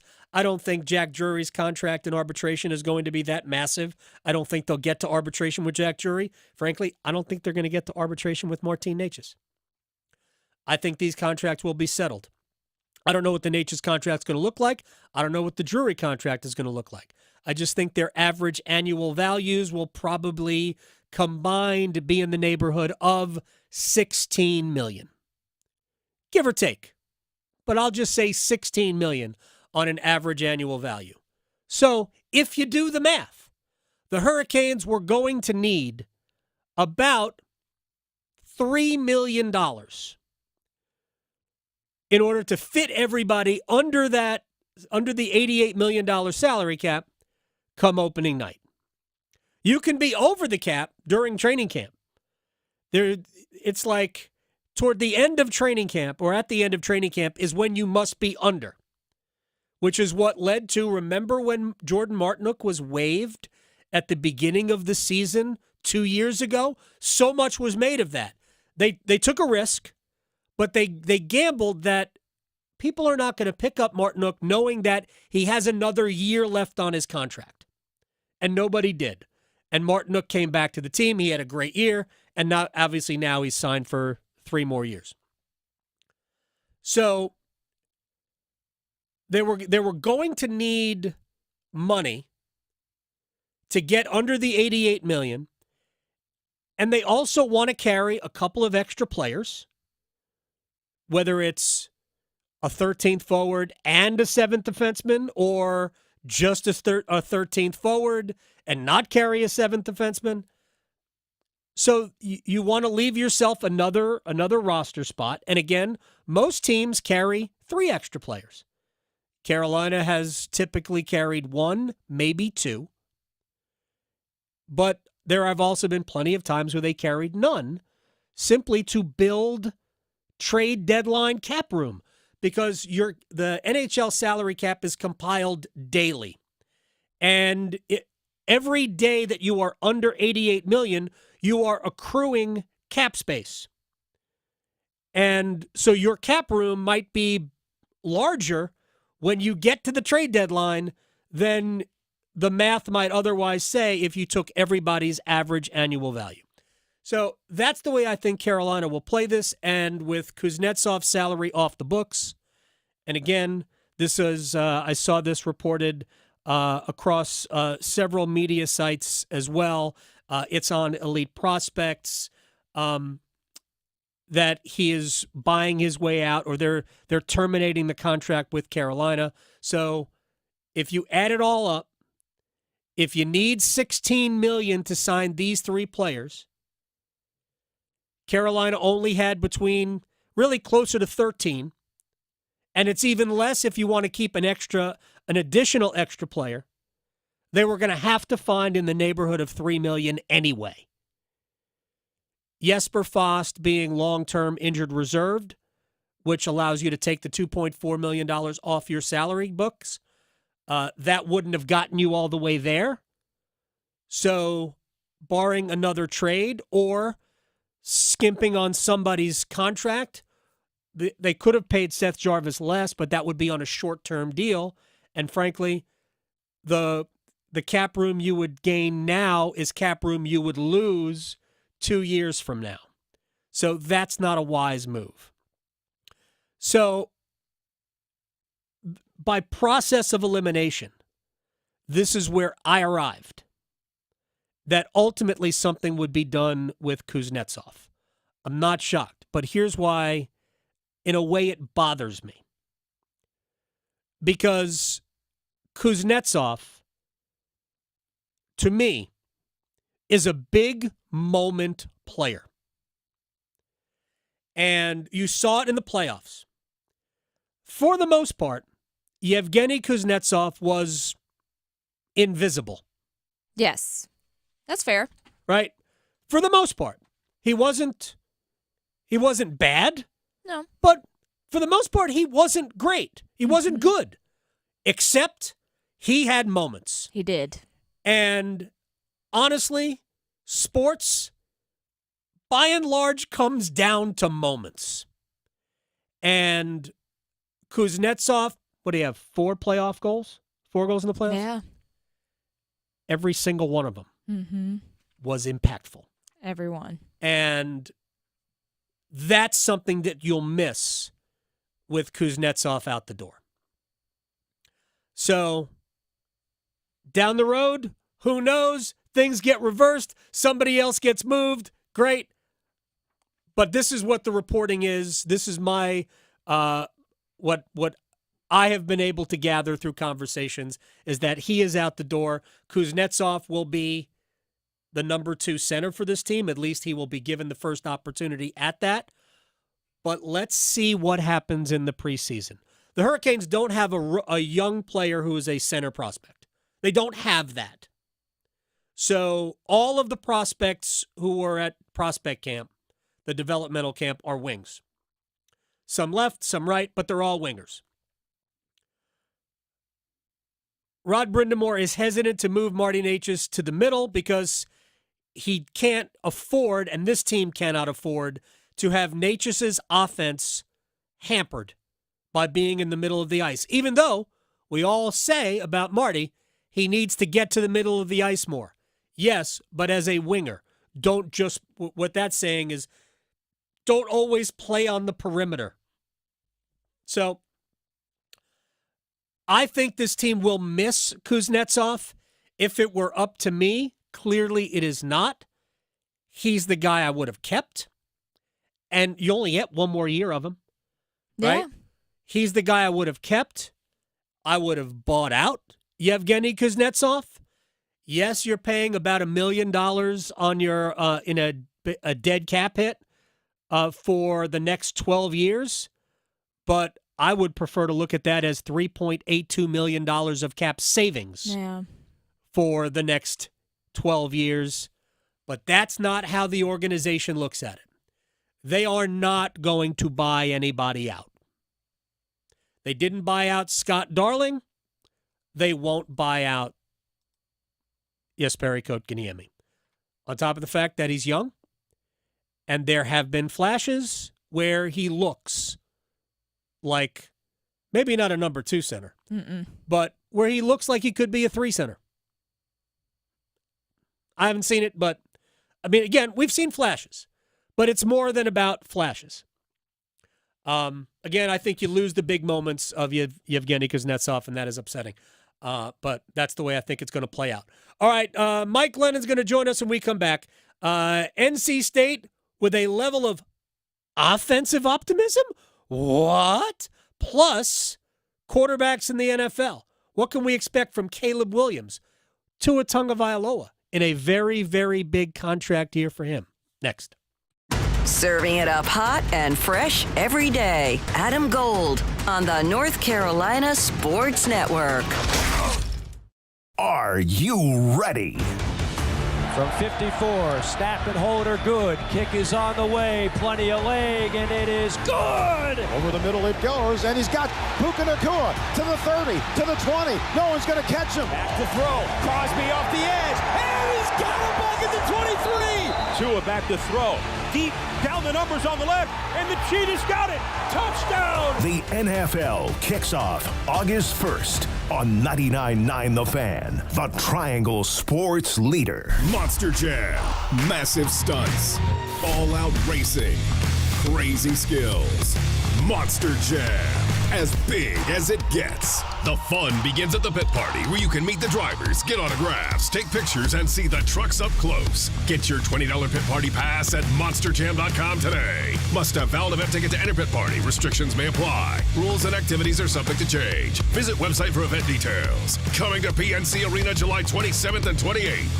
Prescriptions require an online consultation with a healthcare provider who will determine if appropriate. Restrictions apply. See website for details and important safety information. Subscription required. Price varies based on product and subscription plan. Hey guys, did you know there's a generic form of Viagra that works just the same, but is 95% cheaper? And you can get it online? Go to hims.com/joy. Through Hims, you'll get a free medical consultation, discreet shipping if prescribed, and the process is 100% online. To start your free online visit, go to hims.com/joy. That's HIMS.com/JOY. The best summer savings for golfers is now at Global Golf in Raleigh. This week only, save up to 60% on all tailor-made pre-owned golf clubs. Global Golf is home to Carolina's largest selection of pre-owned golf gear. Whether you need some new grips, professional lessons, or wanting to trade in your current clubs, swing by Global Golf at 7320 ACC Boulevard. Don't miss amazing summer sales and more at Global Golf, home to the best deals in golf.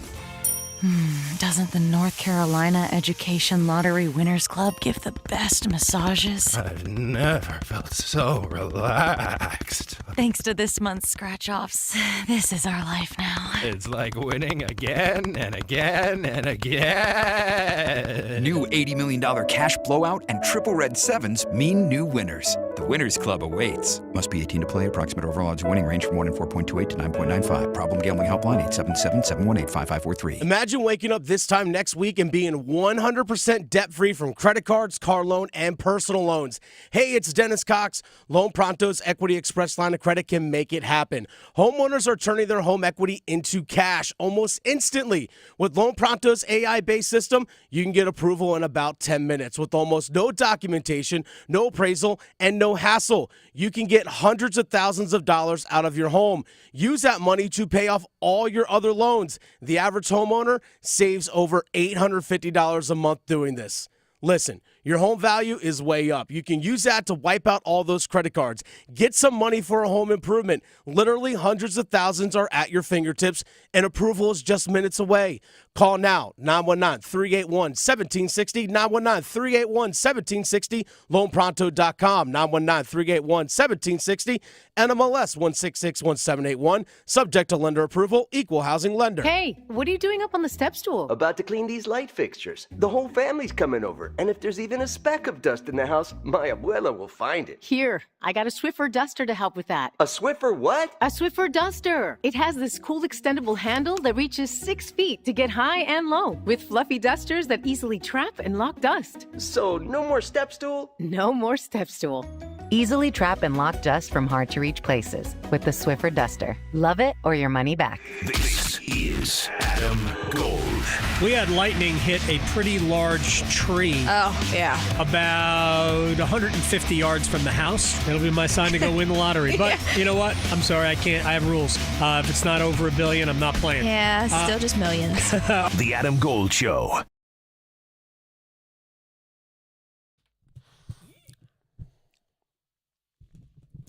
It's the Adam Gold Show. I am Adam Gold. Victoria producing the program.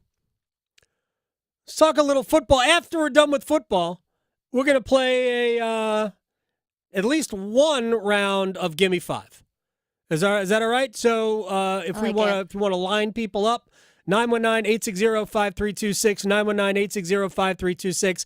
I ask a question. You have to give me 5 correct answers. If you get 5 correct answers, you win nothing. You win the title of the day. Yeah. Awesome. You can impress your friends, your kids, your wife. Doesn't matter. Yeah. Your best friend, whatever. Start the week off right. Yeah, come on. Feel good about things. All right, Mike Glennon, a 10-year NFL veteran and an NC State legend, joins us on the Adam Gold Show. Mr. Glennon, how are you? Good. Do I get to play Gimme Five? Yeah, if you want to at the end. Okay. No, you could. Yeah, you can play, and the whatever prize we wouldn't give somebody else, we won't give to you. Okay. All right. Perfect. All right. So, and I won't even tell you. I won't tell you the category until we're right there. But still, take somebody else. 919-860-5326. We'll play one round with Mike, and then we'll play a round with somebody else. All right, sir. Let's just start real quick with NC State because I think there are a lot of people who are very excited. The college football video game, College Football 25, comes out, and they ranked all of these teams' offenses, and State ended up with a top 25 national offense. And some of the media are pushing back on that, and fans are very excited. This is a team that has been defense-oriented for the last several years. Certainly capable offensively, but it's been mostly defense. What's your read on where the Wolfpack will be offensively this year? I think they're going to be much improved from last year. I think the moves that they kind of weird thing about moves they brought in, it makes you feel like it's NFL free agency. But bringing in Grayson McCall from Coastal Carolina, bringing in Noah Rogers, bringing in Wesley Grimes, I think this offense has a lot of potential with KC coming back, with Jordan Waters down the street at Duke coming over at running back. I went to a few practices in the spring, and it felt explosive. As far as the receivers, what they're capable of doing, I think Grayson McCall, he fits perfectly for the system and the skill set around him because he's going to be a guy that gets the ball out of his hands quick. He's going to go with it in the right place, and he's accurate. He doesn't have the biggest arm in the world. He's not like what Devin Leary was a couple of years ago. But when you have receivers like Casey Concepcion and those guys I just mentioned, you just got to get the ball in their hands with good ball placement, and then they're going to, have yards after catch. So I'm really excited about this offense. I've heard great things about Jordan Waters, the running back, and then they return a lot on the offensive line. Yeah. So, I don't know about EA Sports' rating system and how credible those guys are, but I do think this offense is going to be much better than last year, and I do expect them to be one of the better offenses in the ACC. Mike Glennon is joining us here on the Adam Gold Show. Are you a gamer? Do you play video games?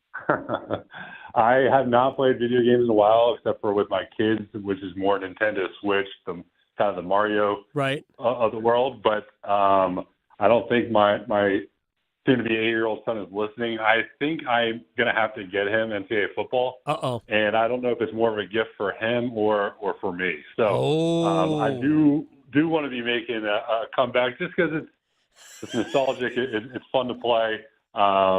And it's been so long playing NCAA football that I feel like, you just kind of got to get it to get back into it. Don't call it a comeback. You can't do that. I think that's with the LL Cool J. Don't call it a comeback. The only video games I ever played with my kid were Nintendo Wii, not Nintendo Switch.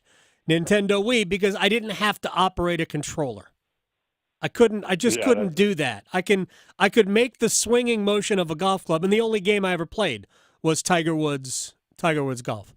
Yeah. Yeah, I mean, there's all sorts of games nowadays. Yes, there are. My son plays many of them. All right, let me ask you about the NFL. I watched Aaron Rodgers in that American Century Celebrity Golf Tournament.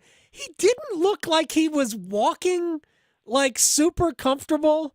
I don't know that I'm not asking you to be a doctor and diagnose him. So I'm like, I wonder if he's healthy. Is there more pressure on anybody than there is on Aaron Rodgers to be not only really good, but really durable? It's a good question. I haven't thought about who I think has more pressure on him in the league than anyone. Now, I think the expectation, or, coming off the season the Jets had last year, they can really only go but up.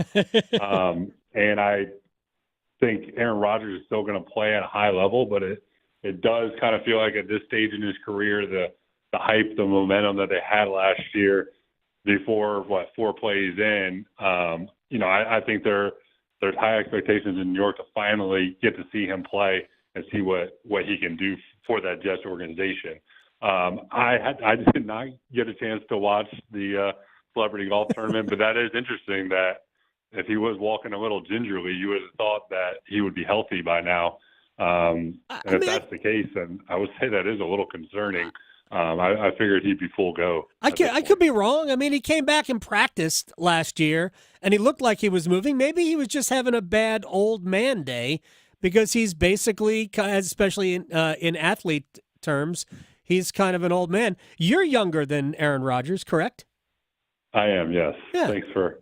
I mean, I think I'm about 8 years younger than him. Yeah. And come on, just because we're both bald doesn't mean we're old.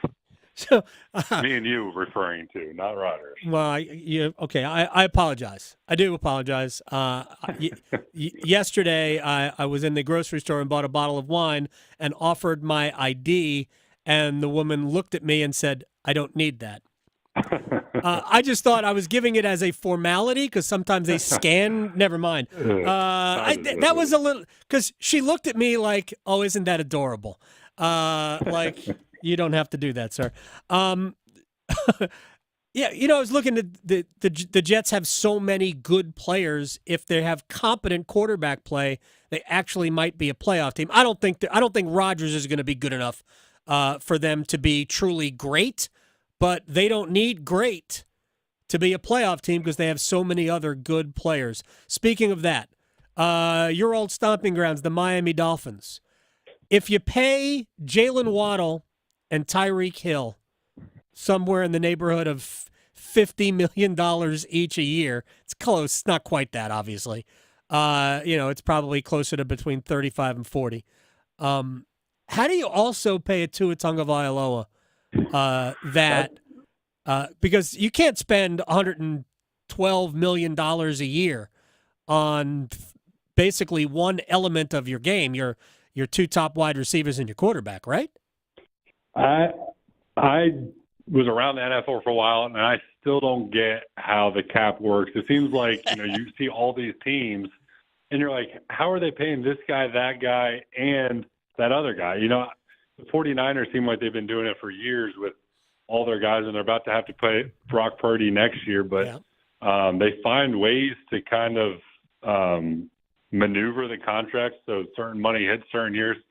That's above my pay grade on how that operates. I do think they'll find a way to get a deal done with Tua, and I'm guessing it's going to have to come in north of $50 million because basically you either have a quarterback or you don't. And if you're a legit playoff contending quarterback, led your team to the playoffs, you're going to get paid probably the next highest amount. You're going to top whoever just got it before you. So I imagine Tua's expecting to get $50 million plus, and I'm sure they find a way to get it done because it's hard to find a true franchise quarterback, and otherwise you're kind of starting over.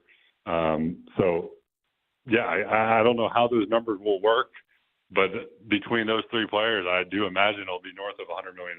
I was going to ask you, who would you rather have, Tua or Dak Prescott? But there are so many factors there. Age, Tua's concussion issues. So I'll simply ask the question this way. Who's better, Tua or Dak? Man, putting me on the spot. You could say tie. You could say push. I would feel good. I'll put it this way. I would feel good with both of them being my quarterback and paying them what needs to get done to be it. I think they're both. In the NFL, it really is. There's only 15 or so true franchise quarterbacks, and there's some that are better than others within that 15, in my opinion. But I think both those 2 guys are in that top 15 range where you can win with them at quarterback. Now, you're going to have to be good around them and good at other spots. I don't think they can carry you quite the way a guy like Patrick Mahomes can, but there's really, I mean, him, Josh Allen, Joe Burrow, Lamar Jackson.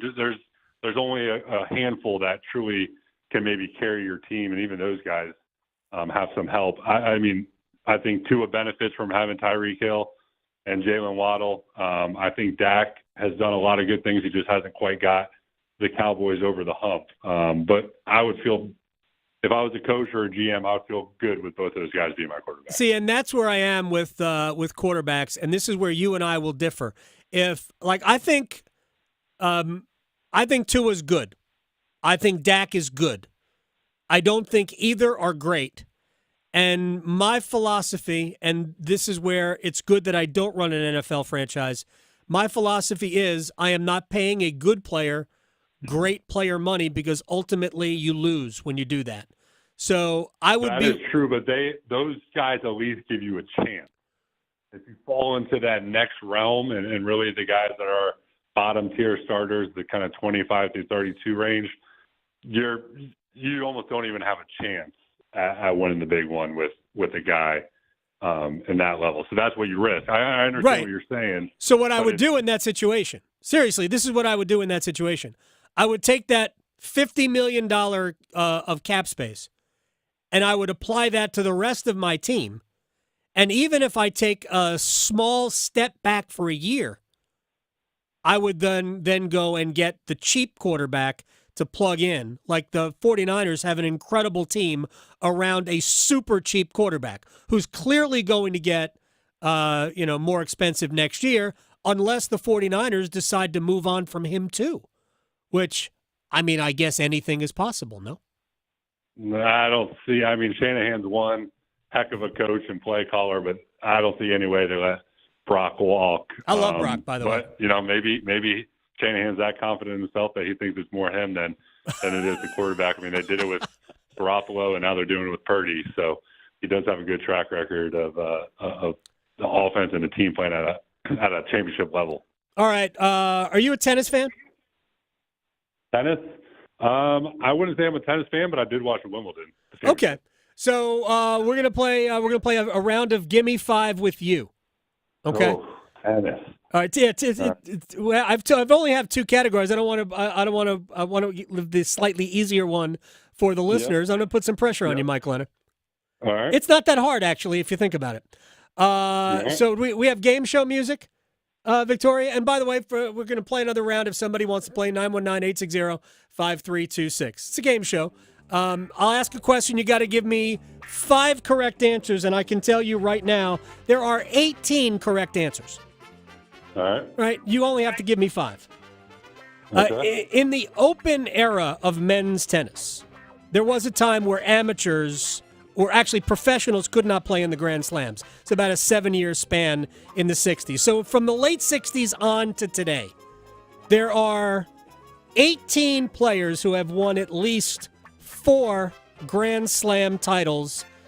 Carlos Alcaraz is 1. So I'm actually, there's only 17 correct answers. Name 5 others who have won at least 4. This is a cake question. Djokovic, Nadal, Andre Agassi, Pete Sampras, Andy Roddick. Roddick has 1.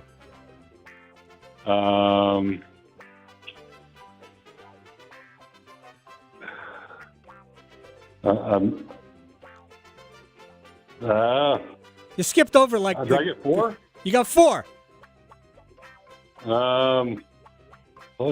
Tennis is not my thing. So how do you give me Novak Djokovic and Rafael Nadal and not give me Roger Federer? Oh, yeah. Blanked on Federer. You gave me Agassi and Sampras, which are, those two guys are tied because it was the same era. But, man, my wife is at home, like wherever she is right now listening, going, how does he not give me the best guy of all time? Although it's debatable if you are a Djokovic fan. It's fine. It's fine. Also, no McEnroe? McEnroe? John McEnroe.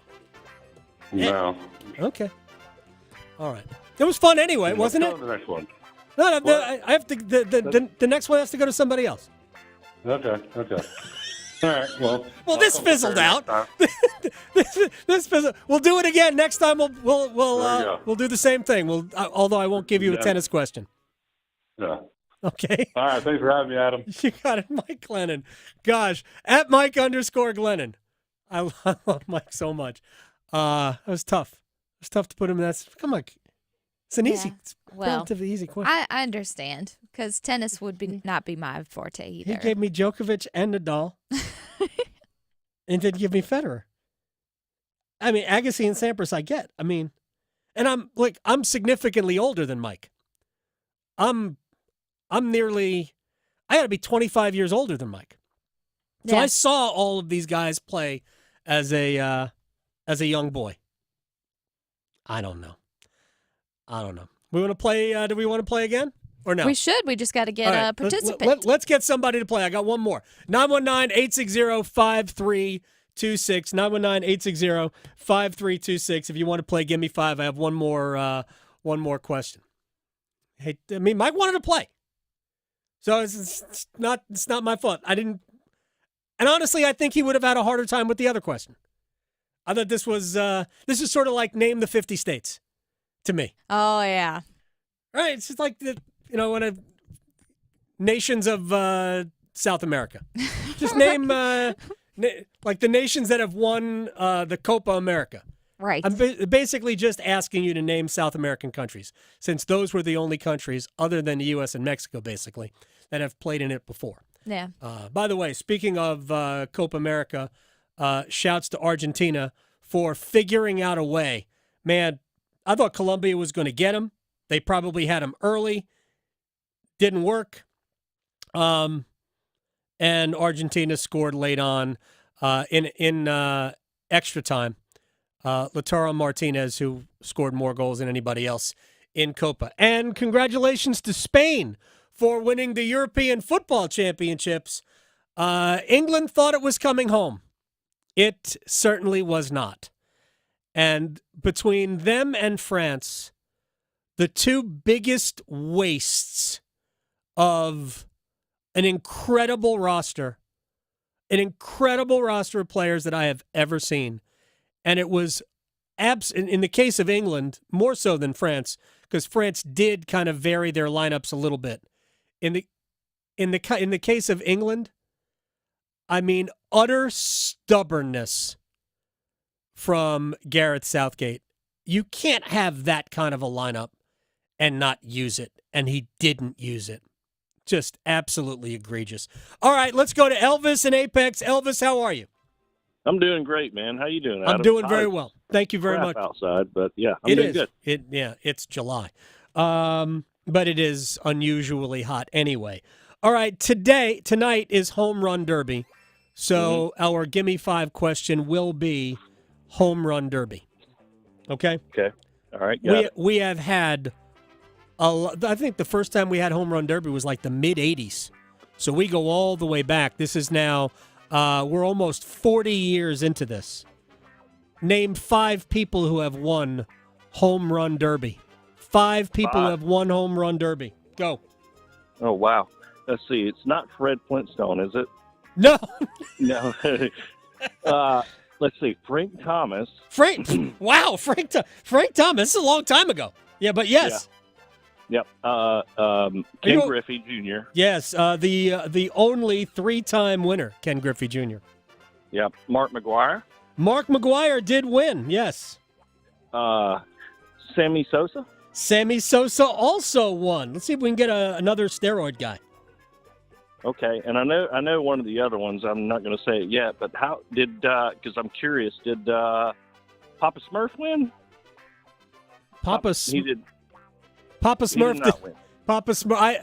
I don't know who Papa Smurf is, but I don't believe so. Nor did Geppetto. Okay. Geppetto also did not win. I know who Papa Smurf is. Oh, who's Papa Smurf, it's a Victoria? Cartoon. Oh, I know that. Yes. Yeah. All right, so Pete Alonso for sure. Yes, 2-time champion going to tie Ken Griffey tonight. There you go. There have been several others. I was wondering if anybody would say Josh Hamilton, because Hamilton probably had the most memorable session. That was awesome. Right? Yes. But he didn't win. It was like 86 in a row or something. I don't know if it wasn't that. He had like 48 in his round. I think it was a first round, but he did not win. I believe it was Justin Morneau who won that year. Yeah, he wore himself out. He did, because that could happen when you just keep smashing home run after home run after home run, and now we have a time limit, which, frankly, it's probably a good idea to have a time limit. Athens Drive. There you go. Shouts to him. And shouts to you, Elvis. Thank you very much. You win nothing. Congratulations. Man, I can't wait to get it. Yes, we're going to send it regular mail. All right, thank you. You got it, man. That's Elvis and Apex. I didn't get the Fred Flintstone and the Papa Smurf. It's just random cartoon character mentions. It feels like that was an inside joke between you and him. I know, maybe it was, but we don't get anything. All right, that's fine. All right, when we come back, we will stretch and we will place bets next. Raleigh to Boone, Charlotte to Chapel Hill. Your Carolina is covered. Adam Gold on the North Carolina Sports Network. Some call it overplanning. At Alternative Power, we call it foresight. Be prepared for the next power outage with a Generac home standby generator. After sensing a power outage, a Generac generator automatically restores your home's power, whether you're home or away. Generac, it's not just a generator, it's a power move. Act now for a free 10-year warranty on a Generac home standby generator. Terms and conditions apply. See more at alternativepower.com. Alternative Power, North Carolina's Generac expert. Trust ACT Construction Equipment and Avant Articulated Loaders for the right equipment to help get your work done. Avant makes the most multifunctional loaders in the world. Whether you're a landscaping pro or homeowner serious about property maintenance, you need an Avant loader. ACT Construction Equipment is your authorized Avant dealer for sales, service, part, and rentals. Visit one of our 7 locations or actce.com for more details about Avant Articulated Loaders. ACT Construction Equipment, always the right equipment for the job. It's the first day of the first grade, and she found a new best friend. It's a laid-back Sunday afternoon you wish would never end. The homemade taste of Bluebell and good friends gathered round. The good old days are being made right now. The new Bluebell Cookies and Cream Cheesecake is cheesecake ice cream with chocolate cookie-crusted cheesecake pieces and chocolate cream-filled cookies. Again, cheesecake ice cream with chocolate cookie-crusted cheesecake pieces and chocolate cream-filled cookies. Buy 2. The good old days are being made right now. The good old days are being made right now.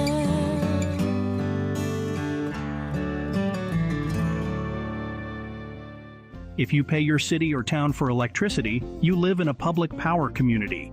Our public power providers in North Carolina keep the power on 99.9% of the time. That averages out to be less than 1 hour a year without power. Public power line workers who work day and night, rain or shine, are key to that unbeaten reliability. Better reliability, fewer outages, faster restoration. That's the value of public power. Learn more at electricities.com. Are you taking care of someone on Medicare? Navigating Medicare can be overwhelming. You're not alone. The NC Department of Insurance SHIP program can help you figure out what steps to take and when. SHIP counselors can answer your questions. Visit ncshiip.com or call toll-free at 855-408-1212. SHIP provides free, unbiased help in all 100 counties. Project supported by grants from the Administration for Community Living. Contents do not necessarily represent official views of, nor an endorsement by ACL, HHS, or the U.S. government. The North Carolina Zoo is celebrating 50 wild years in 2024. Voted top zoo in the nation, the North Carolina Zoo is centrally located in Asheboro. Bring your family for a day trip or a weekend excursion to connect with nature and make cherished memories. Discover towering giraffes, a herd of elephants, a crash of rhinos, and a flock of seabirds. Plus, ride an endangered species carousel and stroll through the exotic butterfly garden. Plan your next outdoor adventure at nczoo.org. NC Medicaid is healthcare coverage for more North Carolinians. Just go to medicaid.nc.gov and fill out the needed information. Or call our Medicaid contact center. You can put pen to paper and fill out an application. And email, mail, or drop it off at your local Department of Social Services. And you can work with a navigator like Marvell at your local library. Don't wait, you can apply at any time and get covered starting the date of your application. NC Medicaid is for more people. See if you qualify at medicaid.nc.gov. This is Adam Gold. It was crazy, too. After the first period, the shots on goal, the Maple Leafs goalie didn't even have to do anything most of the game. Yeah, Joseph Wall was bored. Yes. In the first period. He was period. knitting a sweater at one point. I mean, lovely. A lovely sweater. Making syrup. I mean, it was weird. The Adam Gold Show.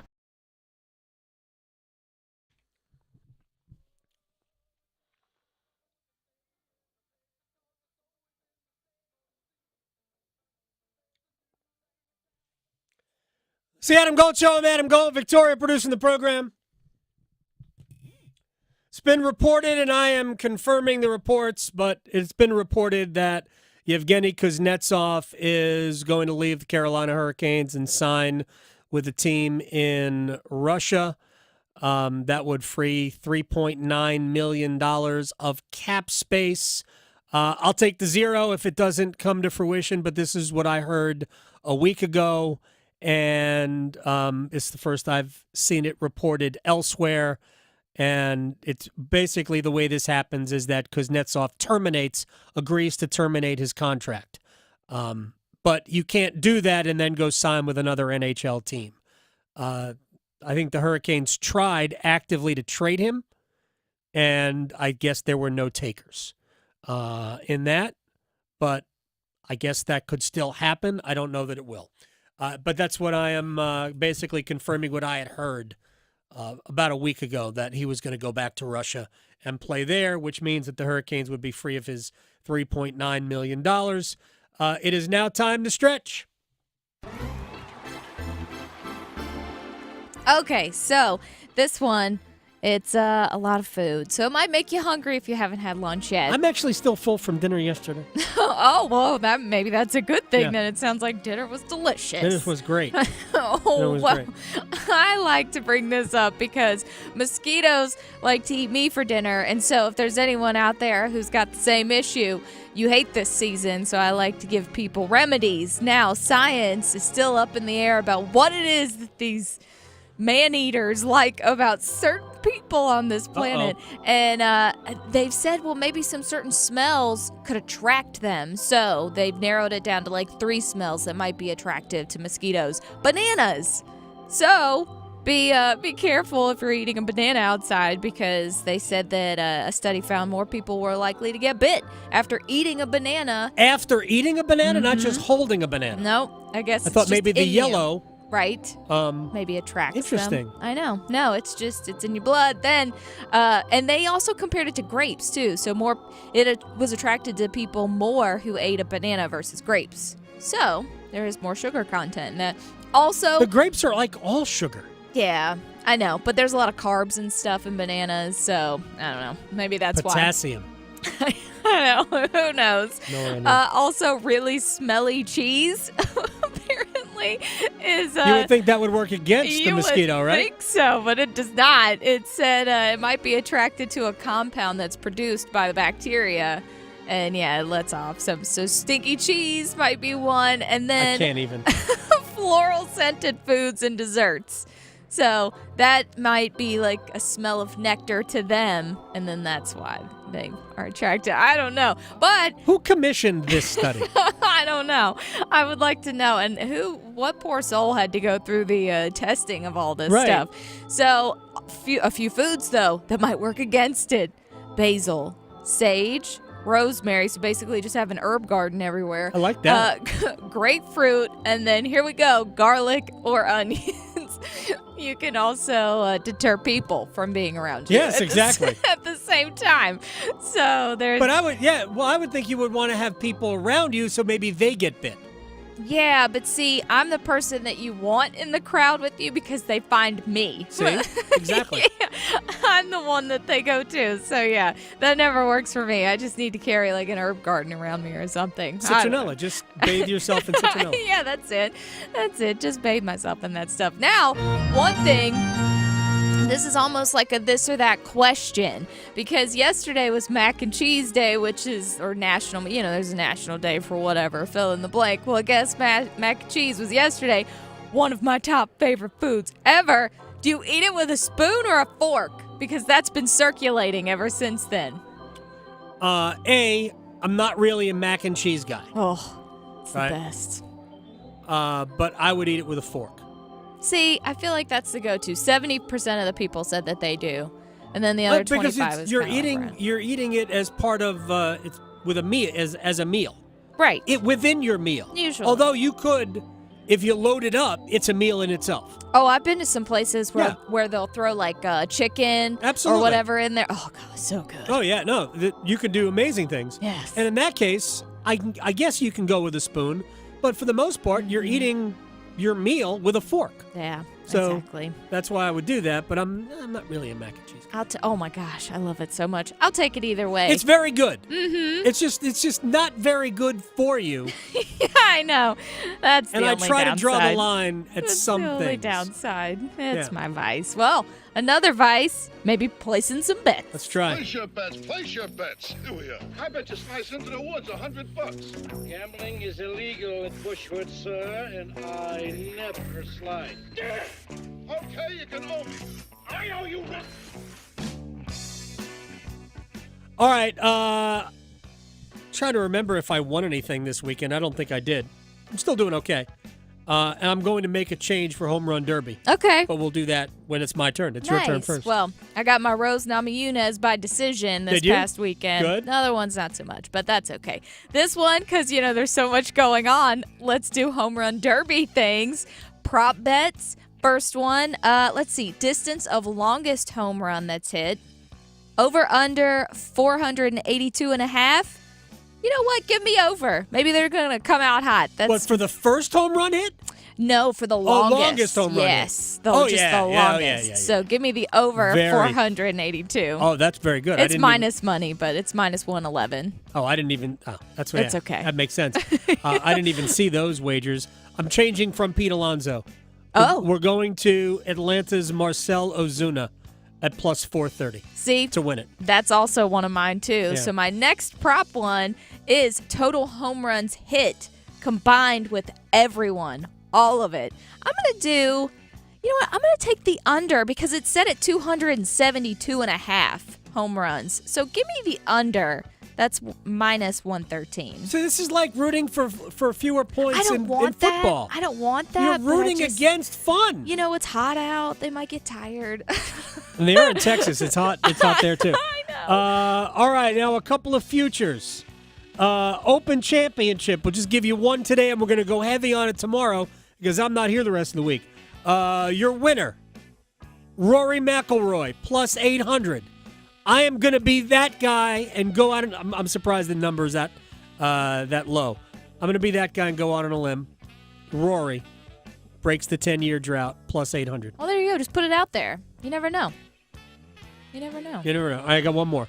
Ready? Oh, you already said mine. I'm with you with the Ozuna. Oh, okay. To win it. Olympic tennis, men's tennis. Casper Ruud to win it, plus 1,200. Casper Ruud to win it. Djokovic will think they're booing him, but they're really just saying rude.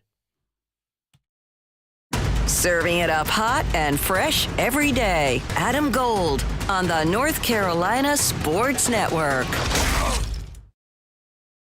Evan, Canty, and Michelle are unsportsmanlike. Jerry Jones would walk away happy if they won a Super Bowl. But is that really his marker of success? Is hoisting the Lombardi Trophy really what Jerry Jones views as a successful season? Or is it his profit margin year to year? I don't know if he's really viewing it as I need to make sure to lock up XYZ players in order for us to be in the best position to compete for a Super Bowl. Mornings from 6 to 9 on 99.9 The Fan, the Triangle Sports Leader. That'll be 30 even. That's 90 points! Sorry, that was a lot. Now that I'm getting 3 times the points on food and fuel with the Navy Federal More Rewards American Express card, I get a little too hyped sometimes. Cool. Would you like your receipt? In the bag! Sorry. In the bag, please. Learn more about the everyday, everywhere Navy Federal More Rewards American Express card at NavyFederal.org. Navy Federal Credit Union. Our members are the mission. Navy Federal is insured by NCUA. Hungry for flavor and value? Then it's Bo time. Nothing slays the hunger beast like some of that bodacious Bojangles flavor. And there's never been a better time to satisfy your Bojangles sandwich cravings than now. With Bojangles Summer Sandwich lineup, you can choose a flavorful Cajun fried chicken filet sandwich, or a tender Cajun grilled chicken filet sandwich, or a crispy Cajun filet club sandwich, or a tasty Bo's chicken sandwich. Make it a sandwich combo and add your choice of a side. Maybe Bojangles seasoned fries, dirty rice, or Cajun pintos. And to complete the perfect meal, Bojangles legendary iced tea. There's a Bojangles sandwich combo for everyone in the family. Summer just doesn't get any better than that. What are you waiting for? You know you're hungry, and you know you want flavor and value. So, it's Bojangles sandwich combo time. It's hot out there, and your inefficient windows mean high utility bills all year long. Window Nation sells some of the most energy-efficient windows you can buy and was recently ranked highest on Forbes' list of best window installation companies. Right now, for every 2 windows you buy, you'll get 2 windows free, plus 0 down and no interest or payments for 2 years. Stop paying more than you have to. Schedule an in-home estimate right now at 866-90-NATION or visit windownation.com. What are you doing? Eating caviar. Yuck. Get this. Supreme 7 scratch-offs from the North Carolina Education Lottery have the best odds to win $400 with a $4 million top prize. So I'm learning to enjoy rich people stuff. Okay, let me try. Gross. What's next? Ballroom dancing. I'll lead. New Supreme 7s, a shot at supreme riches. Must be 18 to play. Approximate overall odds of winning are 1 in 4.18. Problem gambling helpline 877-718-5543. The future depends on teachers who are reinventing the classroom and starting their students on journeys that will change the course of history. Shape the future. Teach. Learn more and receive free support at teach.org. Hey, John, why so glum? I just got let go. The company's downsizing. This is the 3rd time in the last 2 years. I'm done with this. Have you thought about My Computer Career? I've heard they can train you for a career in IT in just a few months, including cybersecurity and the basics of AI. And you don't need prior training or experience. Now that's a recession-resistant career. Wow, thanks. I'll check them out. Go to mycomputercareer.edu and take the free career evaluation. mycomputercareer.edu. Financial aid is available for qualified students, including the GI Bill. This hour of buzzer-beating, nail-biting, edge-of-your-seat sports action on 99.9 The Fan is powered by Ritchie Law Firm Injury Lawyers. Visit GotBryan.com. That's GotBryan.com. WCMC HD1 Holly Springs. Take us with you on radio, web, app, Alexa, and YouTube. 99.9 The Fan, the Triangle Sports leader. We played one of those fall games against McNeese, and he struck out like the first 7 hitters on like a combined like 25 pitches. And it was just like, yeah, let's shut this guy down for the rest of the fall and just get him ready to go for the spring. And then what people kind of forget now is, I mean, if we would have had him hit for us, he would have hit 25 home runs last year. But just kind of evaluating the way the pitching was taking off while we were kind of peeling back the hitting or holding it back a little bit. I mean, this guy started to get to another level. Was Jay Johnson, I believe, the head coach at LSU, on Paul Skeens, who will start the All-Star game for the National League tomorrow. Skeens was drafted in last year's draft.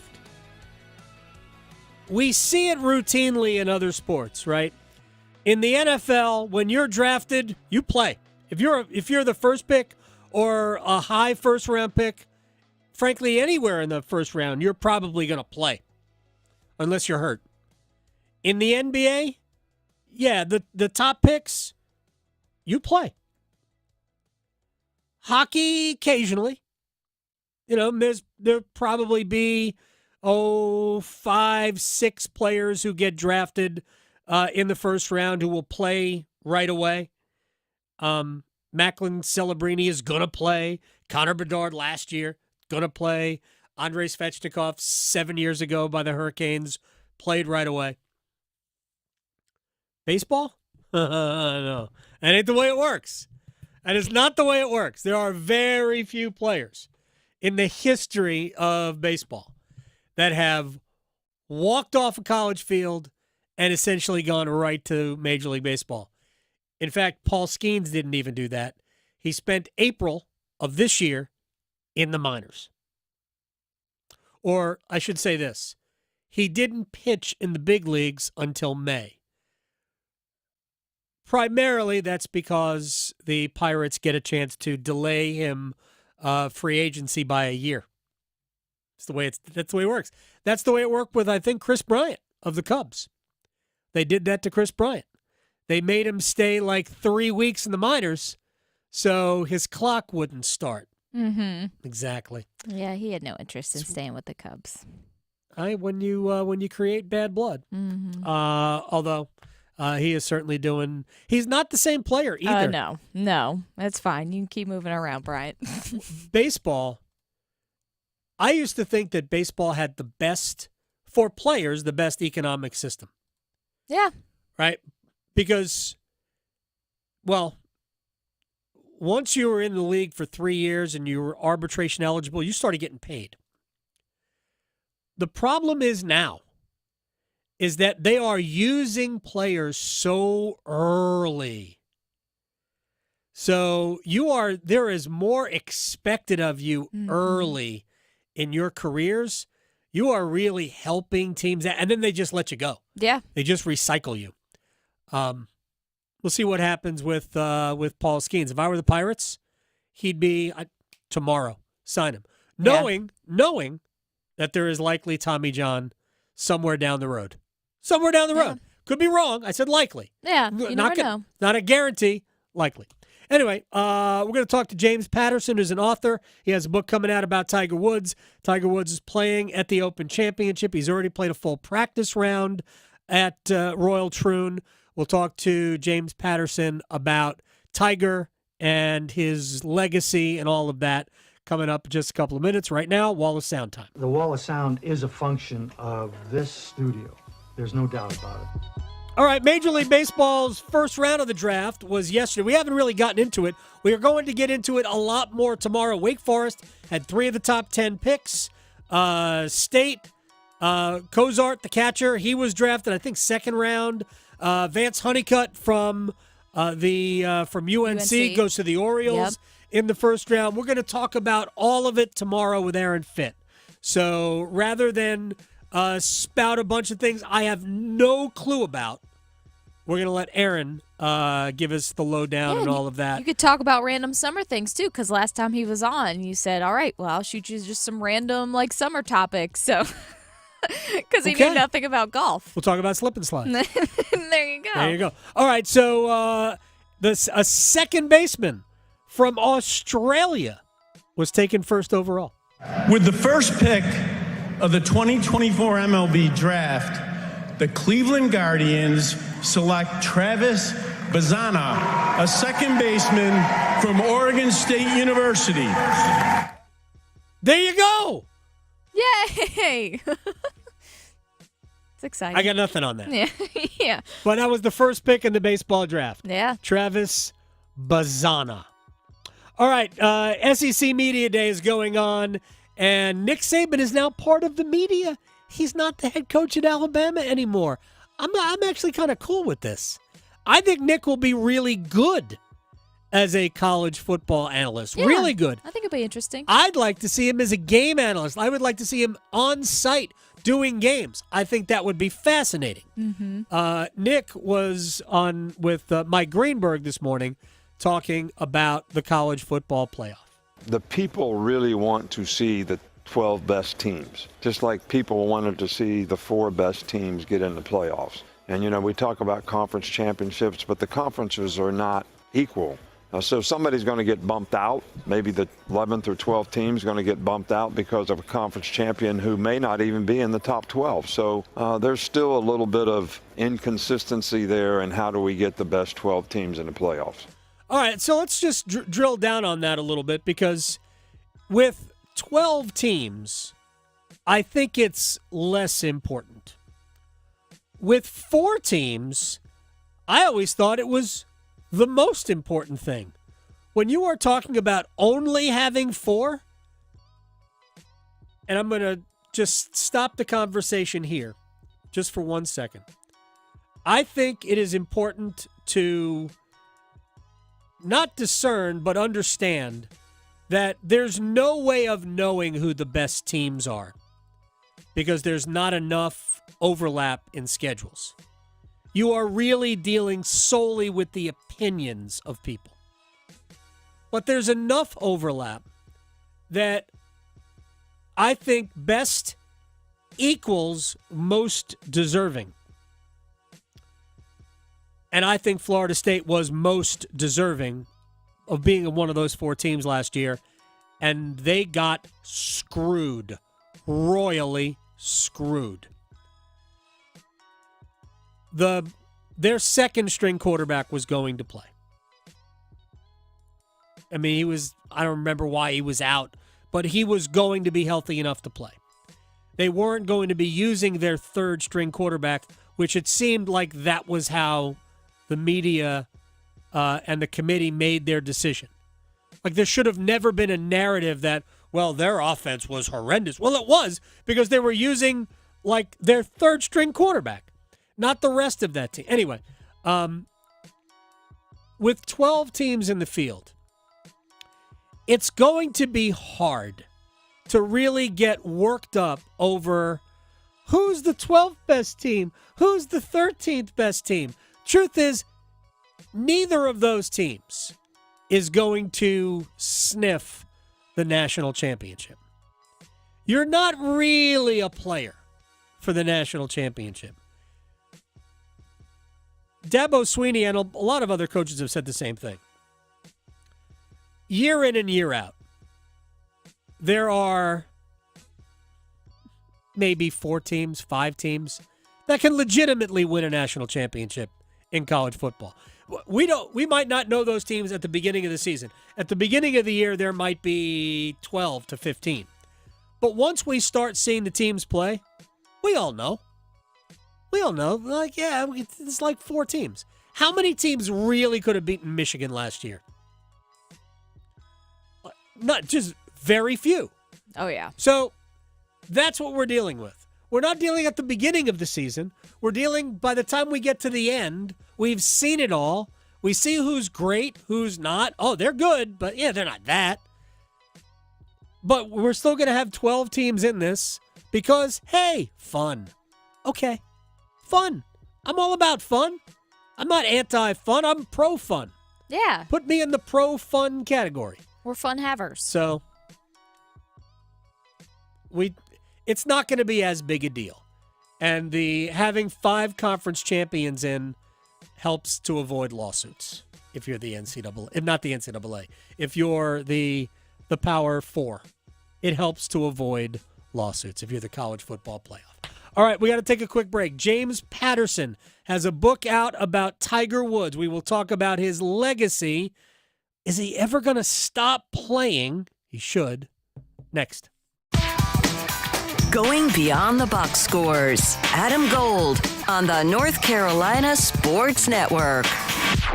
Listen every afternoon for The Drive with Tim Donnelly. They're still making moves. What I want to decide is if it's busy just to stay busy, just like we're doing something about it. We know something has to happen, so we're working hard. You look in the ant farm, you want to see people walking in lines following each other, right? You want to see work being done. Or if this is actually how they plan on solving the issue. The Drive with Tim Donnelly, 3 to 6 on 99.9 The Fan. Hey, it's Adam Gold from my man, Coach Pete DeRuta, Capital Financial Advisory Group in Apex. He is one of the country's best financial planners when it comes to your retirement. You want to retire on your terms with as much money as you can possibly have so you can do what you want to do, so you can travel, so you can just sit at home, so you can paint, so you can learn how to play the xylophone. What? The xylophone. So you can learn how to play the xylophone. Is that even an instrument anymore? I don't know. Anyway, Capital Financial Advisory Group and Coach Pete DeRuta can help. And we're going to get you a total customized retirement plan for free. It's a $1,000 value, but you get it for free if you call 888-843-0013 or text Adam to 600-700 if you would rather not talk to a person. Text Adam to 600-700 or call 888-843-0013. Retire on your terms with the best in the business, Coach Pete DeRuta, Capital Financial Advisory Group in Apex. Call 888-843-0013 today. Every business faces challenges, but complicated, expensive, and uncertain shipping shouldn't be one of them. With USPS Ground Advantage from the United States Postal Service, you can avoid all the noise. No more unexpected surcharges, hidden fees, or complex rate structures. It's just easy, cost-effective, and dependable shipping. Tune your business's frequency to success and turn shipping to your advantage. Learn how at USPS.com/advantage. USPS Ground Advantage. Simple, affordable, reliable. If Heineken Silver was a 60-second radio ad, it'd tell you all the stuff you need to know in only 30 seconds to keep things light and refreshing. Seriously, time me. Heineken Silver, a world-class light beer that's surprisingly crisp and refreshing, made with only premium quality ingredients and just 2.9 grams of carbs and 95 calories, all without compromising on taste. Heineken Silver, all the taste, no bitter endings. Order now at Heineken.com/silver. Must be 21 and older to purchase. Enjoy Heineken responsibly. Whew, 30 seconds, that's it. Done. Peace. See if you're a winner every night. Watch live lottery drawings on WRAL-TV's 11 o'clock news. That's right, Carolina Pick 3, Carolina Pick 4, and Carolina Cash 5 numbers every night on WRAL-TV's 11 o'clock news. See if you're a winner before you go off to bed. Get your lottery numbers live every night. North Carolina Education Lottery. Only on WRAL-TV's 11 o'clock news. You're not going to want to miss this. Diamonds Direct summer sale starts this weekend. For 3 days only, this Friday through Sunday. Get 20% off rings, earrings, pendants, bracelets, and more. Plus, book an appointment and get an additional $100 off. And designers are flying in from New York and LA to showcase their latest trends. That's 20% off, plus $100 off with an appointment and designer trunk shows. Tons of engagement rings on sale, too. 20% off starts Friday. Details at diamondsdirect.com. 3 days only and Sunday. Hey, contact lens wearers, are you tired of wasting time and money every day putting contacts in, taking them out, cleaning, ordering new ones, glasses, prescription sunglasses? Dr. Lori Travers and Travers LASIK can change your life. About 5 minutes per eye. You could go back to work the very next day. 2 years, zero interest financing is available, and $1,000 off is available. 919-510-6830. 919-510-6830. Make the call. You can go online, traverslasik.com. This is Adam Gold. There are people out there that just, you must draft a quarterback. Yeah, why you don't want a quarterback? Yeah, exactly. What is wrong with you? Oh, you don't want apple pie? Right. Come on. A la mode? Oh, maybe I like brownies, okay? I don't want it there. The temptation. Yeah, I don't need it. Because I can convince myself, apple's healthy. Right. The Adam Gold Show.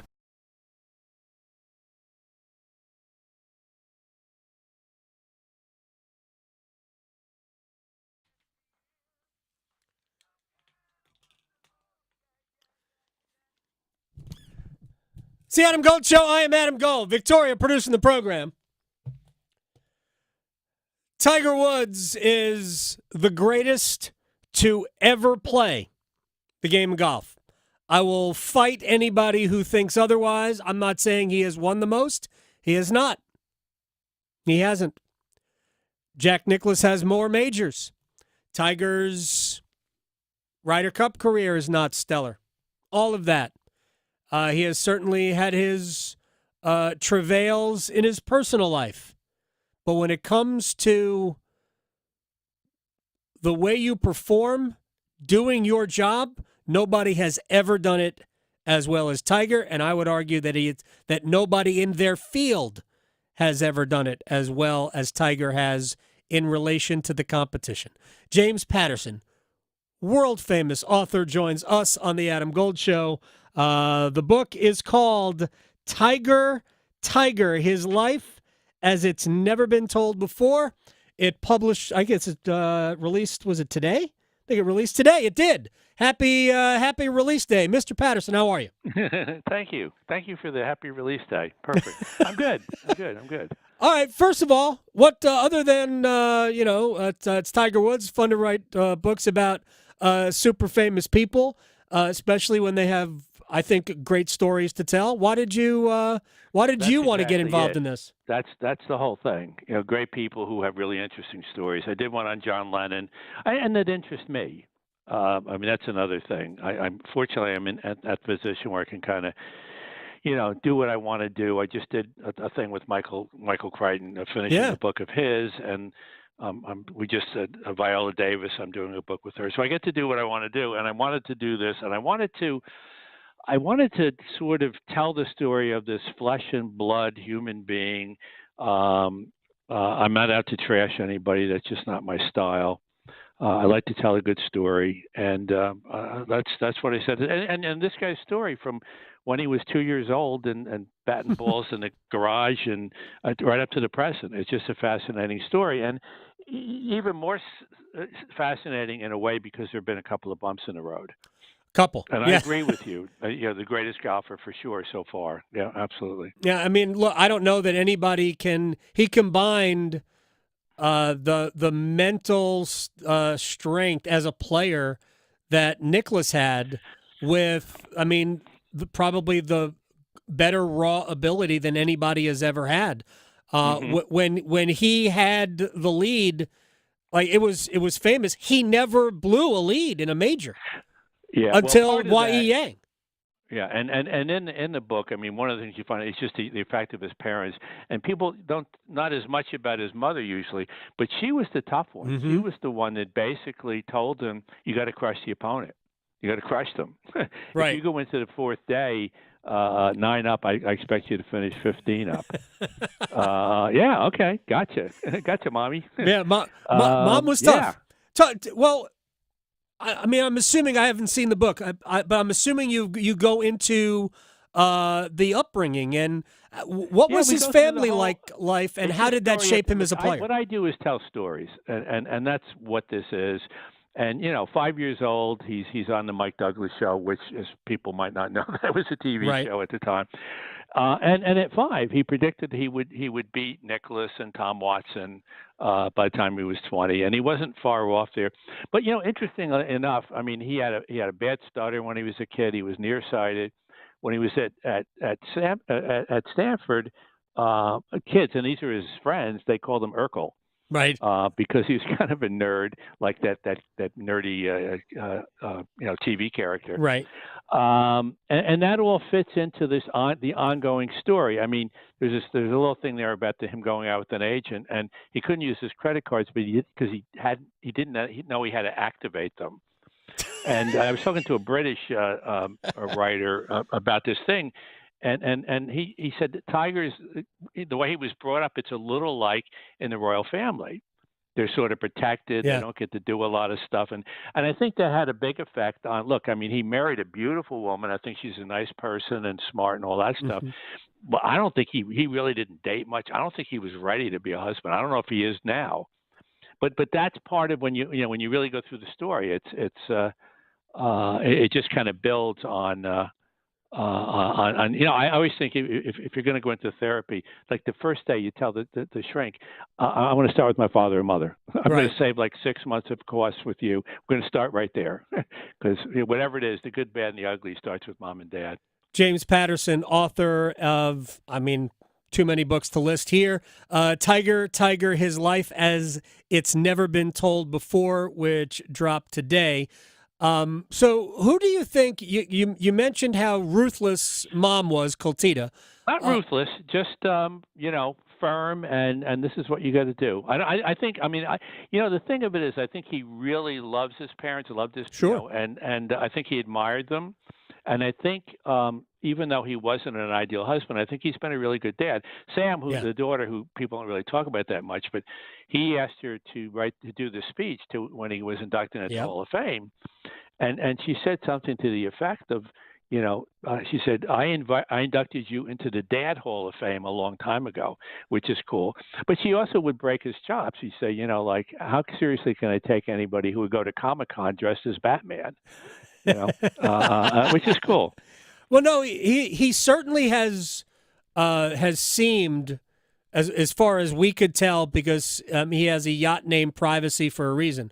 Right. Yeah. He certainly seems like a great father. Exactly. Yachts don't necessarily make you kind of disappear into the mist, but yeah.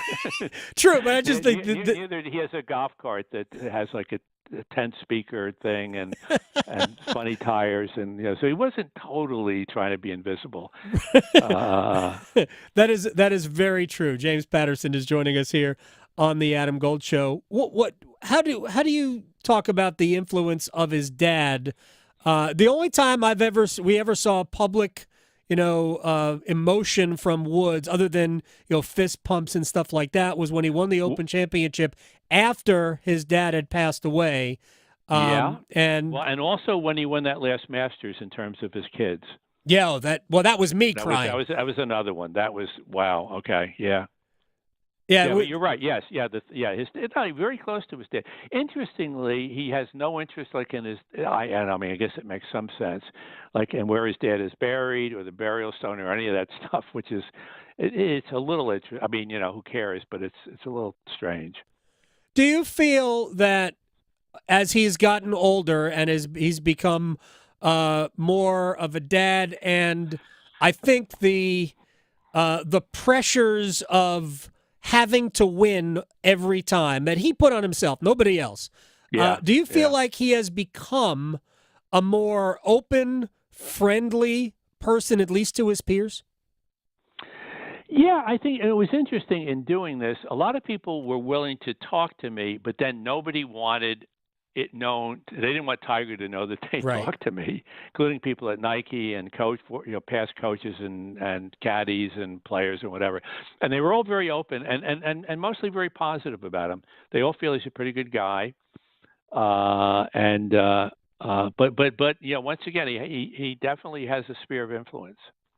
Oh, there is no question. He is revered by players, and I mean, I would say that almost every player on tour today grew up idolizing and just being fascinated by him. It's got to be somewhat awkward for that relationship, just because these guys all grew up. Absolutely adoring him. Yeah, and playing against him, that's especially, it was one thing when it's sort of peer level, it's age level, whatever, but some of these, where he's playing with some of these guys now where they're 25 years younger or whatever the hell it is, a lot, and that's weird. And they have to, it's hard for them, too, to sort of put it past him and go, I don't care, I'm gonna beat this guy, Tiger Woods, but that's difficult. James Patterson is joining us here on the Adam Gold Show. Tiger, his life as it's never been told before. What do you think drives him? We should tell you, because you got a lot of people there from UNC stuff. This isn't about the poet, the Tiger poet, So I just want to straighten that out. Okay. Because I know you got a lot of intellectual people. Oh, very, Duke very. And UNC and, yeah. They're right now, they're setting their Shakespeare down so they can listen to this. Yeah, sure, absolutely, of course. Let's. What do you think drives him now? I think he has a much more balanced life now. Whether that's satisfying to him, who knows? He's very involved with the kids, obviously. Yeah. He's involved with Charlie, which is cool on some level. And I hope Charlie doesn't get too much pressure too. That's really hard. You go out there and he's a kid and he's a good golfer. Yeah. But oh my God, Tiger Woods, his business interests, he's got the new company, and that seems to work okay for Michael Jordan. He seems to be able to put himself into other things, and it's fine. And the opportunities now, he's got a lot of money. He can, he can actually get involved in running teams and whatever without even putting much money up or putting any money up. So there's a lot of things that are open to him. It's just, look at President Obama. He goes out there and he starts a film company. And so there's a lot of possibilities for him. It's just a question of whether that stuff will be interesting to him. Do you think he has any regrets? Sure, everybody. I shouldn't say everybody. I don't really have regrets. I tend to just keep looking forward. I go, okay, next. Right. It really depends. The way he played golf, one of his big strengths was he had that incredible confidence. He hits a bad shot. He doesn't care. Next shot, and he feels confident he's going to hit a good one. He has a bad day. He's just as confident the next day he's going to have a great day. So if that's built into him, he may not have a lot of regrets. I don't know. I would have regrets if I'd given up his wife, personally, but that's just me.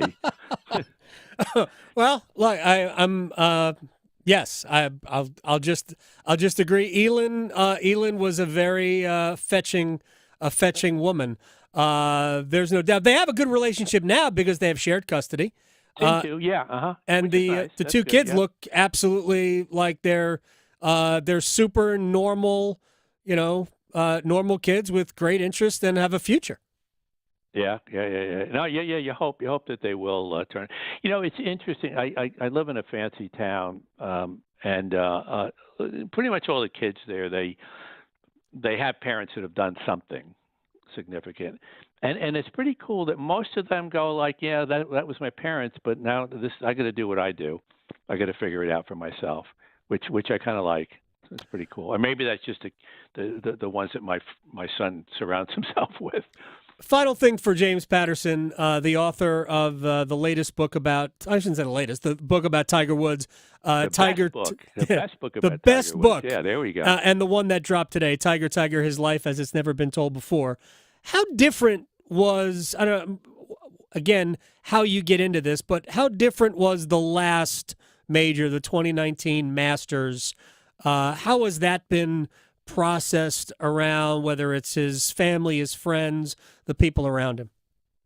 I think everybody has the same reaction, which is like they did not expect it. They didn't think it was going to come, and I don't think he did either.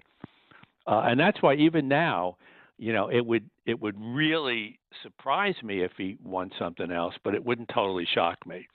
And and I think with him, he'll go out and play around, and he's great, and he'll play with Amir or somebody, and he's spectacular, and but it's different when you have to go out and play 4 rounds under pressure, and you have to walk, and you got to exactly right. That's exactly right. Did you get into the accident that has cost him the mobility?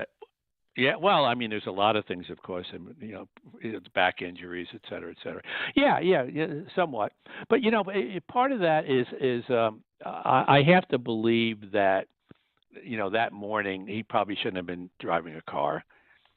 He takes pain medications, and he probably shouldn't have been driving. He definitely should have been driving down a hill where he should have been doing 30, and apparently he was doing 50 or 60, which is not the brightest thing in the world. No, I personally think he fell asleep. That's that's possible. That's for sure. Yeah, that's what I believe. Yeah. James Patterson, author of the brand new book, Tiger, His Life as It's Never Been Told Before. Congratulations on this, and we'll talk to you when you write your next one. Yeah, okay, perfect. Thank you very much. James Patterson here on the Adam Gold Show. I think Tiger believed that he was going to win again in 2019. I believe Tiger Woods today is trying to talk himself into believing he can win again today, but he knows that he can't. I mean, he can't. If you watch him play, the beginning of rounds are so different from the end of rounds. It's just too much of a physical toll on his leg that was how close to being gone. Like, his leg was crushed, not broken. There's a difference between having your leg broken and crushed. He's fortunate to still have it. So, I don't anticipate, making a cut in a major championship is like that's like winning. So he made the cut in the Masters this year, right? But he didn't at the PGA. He didn't at the U.S. Open. He's over at Troon. It's not as hilly. The Seaside Links courses aren't as difficult to traverse, but he might be good when we get to the Champions Tour if he wants to play Champions Tour golf, because you can ride, and it won't be as big a deal on his lower body. All right, when we come back, we'll get into the latest from Carolina Hurricanes Central and a rewind next. Serving it up hot and fresh every day. Adam Gold on the North Carolina Sports Network. When the power goes out, your life is disrupted. Heat, air conditioning, refrigeration, phones, all gone. Be prepared for the next outage with a Generac home standby generator. After sensing a power outage, a Generac generator automatically restores your home's power. Whether you're home or away, power your life with a Generac home standby generator. Act now for a free 10-year warranty on a Generac home standby generator. Terms and conditions apply. See more at alternativepower.com. Alternative Power, North Carolina's Generac experts. It's the first day of the first grade, and she found a new best friend. It's a laid-back Sunday afternoon you wish would never end. The homemade taste of Bluebell and good friends gathered round. The good old days are being made right now. The new Bluebell Cookies and Cream Cheesecake is cheesecake ice cream with chocolate cookie-crusted cheesecake pieces and chocolate cream-filled cookies. Again, cheesecake ice cream with chocolate cookie-crusted cheesecake pieces and chocolate cream-filled cookies. Buy two. The good old days are being made right now. The good old days are being made right now.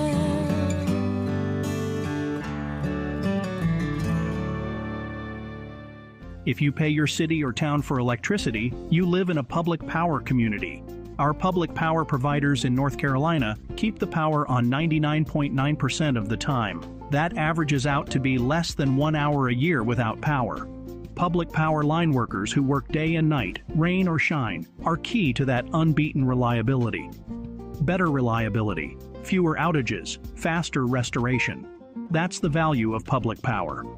Learn more at electricities.com. ACT Construction Equipment is proud to be your certified local Takeuchi dealer in Charlotte, Winston-Salem, Asheville, Wilmington, and Myrtle Beach. Takeuchi has long been a world leader in the compact construction industry. Let ACT Construction Equipment help you find the right machine for the job. Our full line of excavators, track loaders, and attachments are designed for low maintenance and high productivity. Stop in today for a demo or visit us online at actce.com. ACT Construction Equipment, your authorized Takeuchi dealer. The North Carolina Zoo in Asheboro is excited to announce that the Canine Champions for Conservation is back for a second year. This guest favorite experience features rescue dogs performing thrilling agility challenges to raise awareness and support for wildlife conservation efforts. Shows run now through Labor Day weekend and are free with entry to the North Carolina Zoo. To learn more about this tail-wagging experience and other zoo-related activities, visit nczoo.org. Plan your next zoo adventure today. NC Medicaid is for people just like me. Adults who don't have children. People who serve. People who do the heavy lifting. Child care teachers. Full healthcare coverage at low or no cost. Doctor's visits, emergency rooms, and prescriptions. So if you applied before and didn't get it, apply again. NC Medicaid covers more people than ever before. NC Medicaid is for more people. See if you qualify at medicaid.nc.gov. Have you ever noticed how little things can make a big difference? When your neighbor is out of town, why not pick up their newspaper and put it on their doorstep? How about asking if you can help when you see a person with a disability trying to get out of their car? Or simply smiling when you meet a stranger? It takes so little time, but it works wonders. In North Carolina, we have always taken pride in being kind. Little things do make a difference. Makes you feel better. Makes everyone around you feel better. This is Adam Gold. I had no idea John is a Cubs fan, too. Yeah, I think that's a prerequisite to being the head coach at Duke. I made one comment about the Cubs to Mike Krzyzewski. Goes back a while ago. Talked about the pitching staff, and he goes, yeah, but I don't trust Victor Zambrano. I'm like, what? The Adam Gold Show.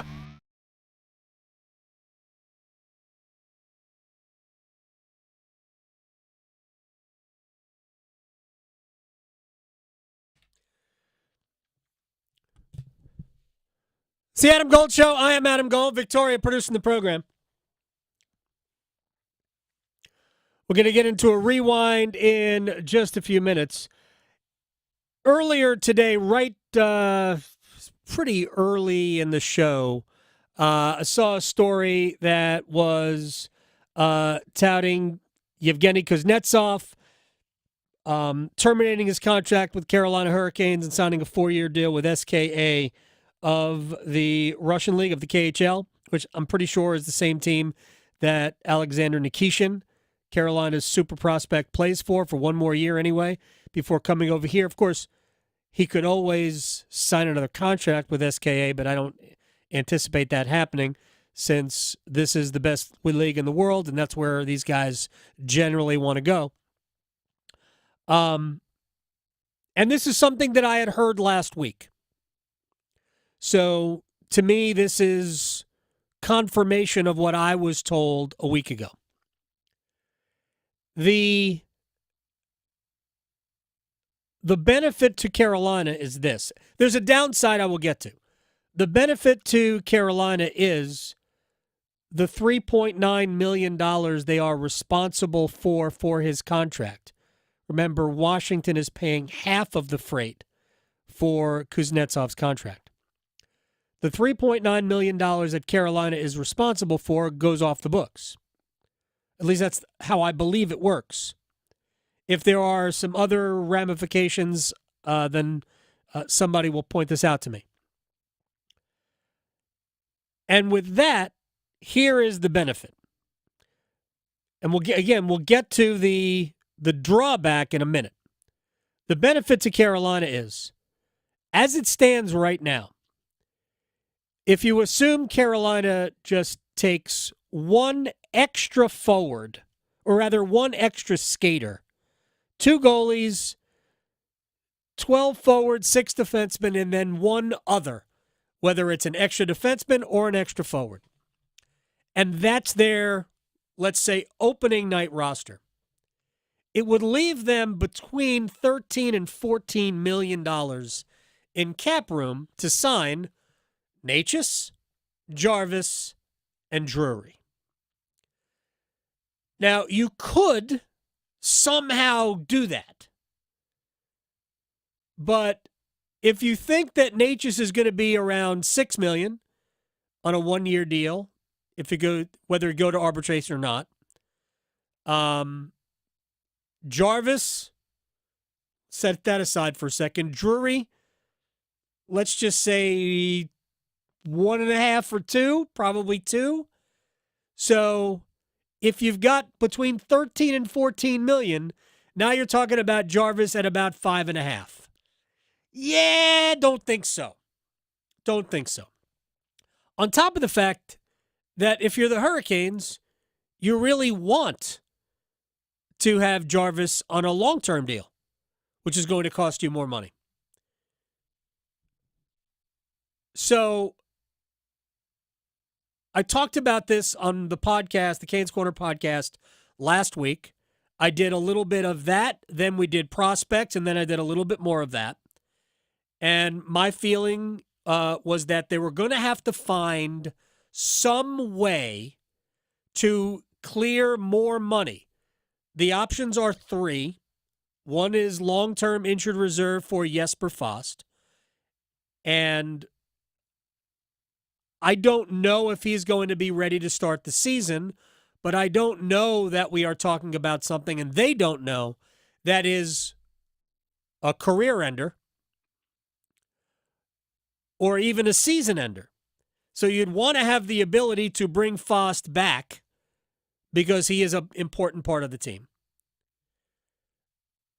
The other thing is a buyout of Jesperi Kotkaniemi's contract, which I would endorse because I think that that contract is too long and too much money for the level of player he is. And you could get out of it to the point where, yes, you would have a 12-year hit, but it would roughly be about $1 million a year for 12 years, as opposed to $4.8 million for the next 6. Or you could somehow find a new home for Yevgeny Kuznetsov. There's nobody else that you could move that would clear enough money unless you simply decided, we're just going to trade Necas for futures and not even worry about replacing that spot. And I don't think that's what the team wants to do. So process of elimination, probably not going to long-term injured reserve Fost. You might do that anyway if you had to, but it's not their preference. They're never going to buy out Kotkaniemi. So it arrived me at the of my assumption that Kuznetsov would likely be moved, and that's when I was when I had a conversation about him essentially going back to the KHL. Or going to the KHL. I don't know that he's ever played in the KHL. So I don't know how this is going to work. I don't know the time frame for it, but that's what I believe. That's what I was told was likely going to happen. So that's where we are. Now to the drawback of not having Yevgeny Kuznetsov. My opinion. Kuznetsov was occasionally really good. Like his first couple of games with Carolina, I think all of us had this vision that, oh my gosh, this is what this team needs. This is the creativity who's going to unlock Necas and Svechnikov. And my gosh, this is going to be the most incredible thing to watch for the last 20 games of the regular season and deep into the playoffs, and he's going to raise the Stanley Cup over his head, and he's going to be reborn as a Carolina Hurricane. And it didn't pan out that way. But what it did, what it showed us was that Kuznetsov, in big moments, still had some magic. And there are times that those players, now maybe not on this team, right? But there are times where those players have an incredible value because his goals in the postseason were big goals. It's hard to find players who meet those moments. It just is. And sports at the highest level, I don't care what you watched this weekend, sports at the highest level is about when that moment comes, do you grab it? And Kuznetsov is one of those athletes that has the ability to grab that moment. Yeah. And the Hurricanes won't have that, assuming everything plays out the way I think it is about to. But maybe this team, which needs more consistency, maybe than moments from somebody who is going to be on the ice, 12 minutes a game, 12 to 14, ideally 12 to 14 minutes a game. Because the truth is that he does no good playing on a fourth line. Yeah. Kuznetsov must play up in your lineup. He must play with elite players. If he doesn't play with elite players, what are we doing? So if he was playing in the middle of Necas and I'm just trying to think who would be the second line left wing because Svechnikov plays with Aho and Jarvis. I'm going to put Bradley Nadeau there just for giggles. Okay? If he's playing with Necas and Bradley Nadeau, then all right, now I need 16 minutes out of you at a high level all the time. And we watched him last year, and that's not what we got. Yeah. So this team has a burning need for a high-level number 2 center. They had that last year. We get back to this. the ultimate downfall of Carolina offensively, and this is no disrespect at all meant towards Jack Drury or Jordan Staal, was the lack of number 2 center. If you look at teams that win, teams that go far, down the middle is important. Who is your number 2 center? If you don't have somebody who is a point producer, defensive minded or not, face-off winner, if you don't have that, you're probably not going to be as successful. There's a reason why the Rangers with Zibanejad, Trocheck, 1-2 down the middle. There's a reason why the Florida Panthers with Barkov, Bennett, 1-2. Or Lundell, right? There's a reason why those teams kept advancing. An elite player at in a number 2 center role. Jordan Staal was probably Carolina's second most effective center last year in the playoffs. The problem with that is Jordan personally can't translate that to the scoreboard. Certainly not today, not even quite like he used to, even though he's never been a prolific scorer. He has certainly had some moments, and he has scored some big goals, including for this franchise. But right now, at this stage of his career, that's not what you're asking him to do. Right? You're asking him to create for others as much as anything, but it's the way he plays that automatically creates opportunities for others. But it didn't generate enough goals. All that possession created a lot of chances, not a lot of goals, because that's not who Jordan Staal is at this point. You would be much better served if Jordan Staal was playing down your lineup, a third center, even a fourth center. He's going to get his ice time. And I say this understanding how it bothers the head coach to number his lines. But for the sake of the conversation, I did it. So they need somebody who can provide what we hoped Kuznetsov would. And in my opinion, it's going to be initially, it is going to fall on Jesperi Kotkaniemi to try to be that guy. If you believe he can be that guy, well, he's going to get his chance. If I were Rod Brind'Amour, I would take the preseason, since you're really just trying to get guys in shape. I would take the preseason and say, hey, 88. Not only are you going to kill penalties, but out of these 6 games, we're going to give you 3 or 4 in the middle of the ice. See what happens. Because to me, the conversation between Rod Brind'Amour and Martin Necas about getting the best of Martin Necas, the conversation has to be about, we need you to be great. Here's where we think that you can be great. I know what you want to do. Let's give this a chance in preseason, see how it feels, and go from there. But for the most part, I think Necas is going to get first-team power play time. Where was Teuvo Teravainen? I think that's where you're going to see Martin Necas, and I think you'll see penalty kill time. Because that's what a player like Necas craves, responsibility.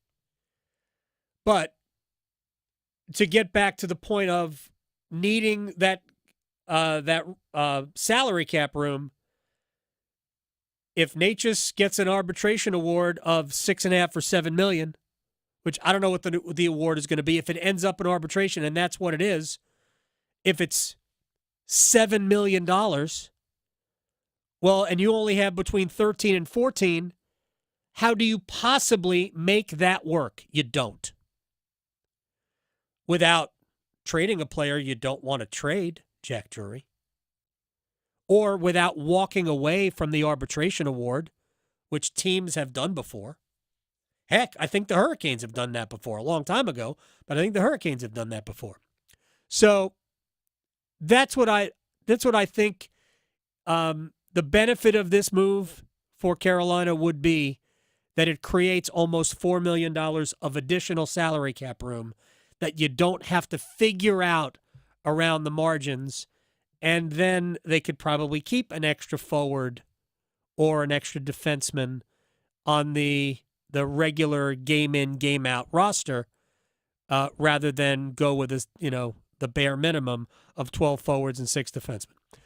That's what I think is that to me that is the benefit of this. But man, it would have been awesome if the Kuznetsov thing had really worked out. I wish he could have stuck around. I feel bad for. Has anybody talked to Dmitry Orlov lately? Yeah, I know. Anyway, let's do a quick rewind, shall we?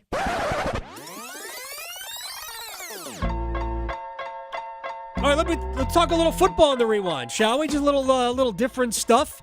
Mike Glennon, NC State legend. For those people who don't know, the EA Sports college football video game is out, and they ranked the best offenses in the country, and State was in the top 25. I think they were like 16th, 17th, 18th, somewhere in that range of the best offenses in the country. And State fans are like, really? And people who take these things way too seriously were like, are you kidding me? I don't know. Anyway, I asked Mike Glennon about, I don't know if there's any video game mention in here, but what he expects out of NC State offensively. I think they're going to be much improved from last year. I think the moves that they kind of weird thing about moves they brought in, it makes you feel like it's NFL free agency. But bringing in Grayson McCall from Coastal Carolina, bringing in Noah Rogers, bringing in Wesley Grimes, I think this offense has a lot of potential.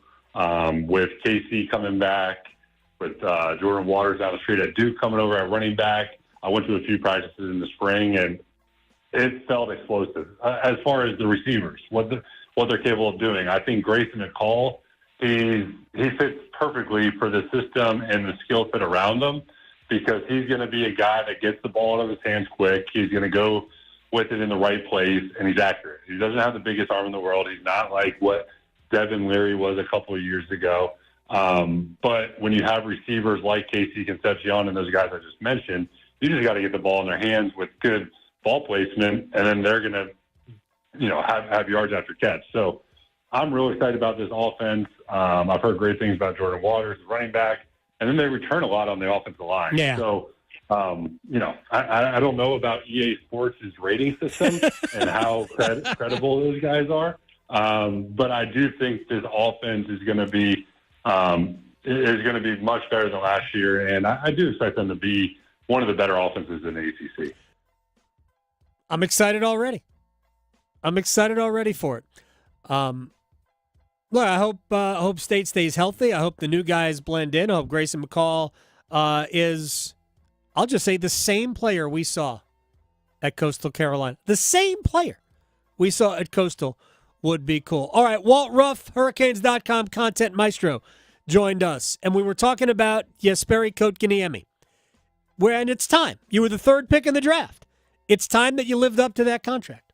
Definitely. And there can be some instilled within him if these rumors and reports are true. I mean, listen, there was going to be a logjam at center regardless, right? It was going to be Aho, Stahl, and then if you re-sign Brewery, you've already got Kotkaniemi signed. It's, where did Kuznetsov fit in that mix in the first place? If Kuznetsov is on his way out the door and then it filters down just to those four guys, yes, I know we were just speaking on Martin Necas, but if he goes in knowing that he has this spot, hopefully he can find that form that he had in the second half of the 22-23 season where he looks pretty darn good, right? And then was an impact performer, and I believe it was the first-round series against the Islanders in the 2023 playoffs as well. So, again, another guy who's shown flashes. If he can take that step forward, it would be incredibly welcome for both him and the organization. That's Walt Ruff, Hurricanes.com content maestro. Real quick, just to provide some more information, which is not necessarily flattering to me here. Yevgeny Kuznetsov, his agent, has said it's too early to talk about the return to the Russian League. So just so everybody knows that I am aware of this as well, It is up in the air. I've just been told that it's going to happen. See everybody tomorrow. Raleigh to Boone, Charlotte to Chapel Hill. Your Carolina is covered. Adam Gold on the North Carolina Sports Network. Listen every afternoon for The Drive with Tim Donnelly. They're still making moves. What I want to decide is if it's busy just to stay busy, just like we're doing something about it. We know something has to happen, so we're working hard. You look in the ant farm, you want to see people walking in lines following each other, right? You want to see work being done. Or if this is actually how they plan on solving the issue. The Drive with Tim Donnelly, 3 to 6 on 99.9 The Fan. It's hot out there, and your inefficient windows mean high utility bills all year long. Window Nation sells some of the most energy-efficient windows you can buy and was recently ranked highest on Forbes' list of best window installation companies. Right now, for every 2 windows you buy, you'll get 2 windows free, plus 0 down and no interest or payments for 2 years. Stop paying more than you have to. Schedule an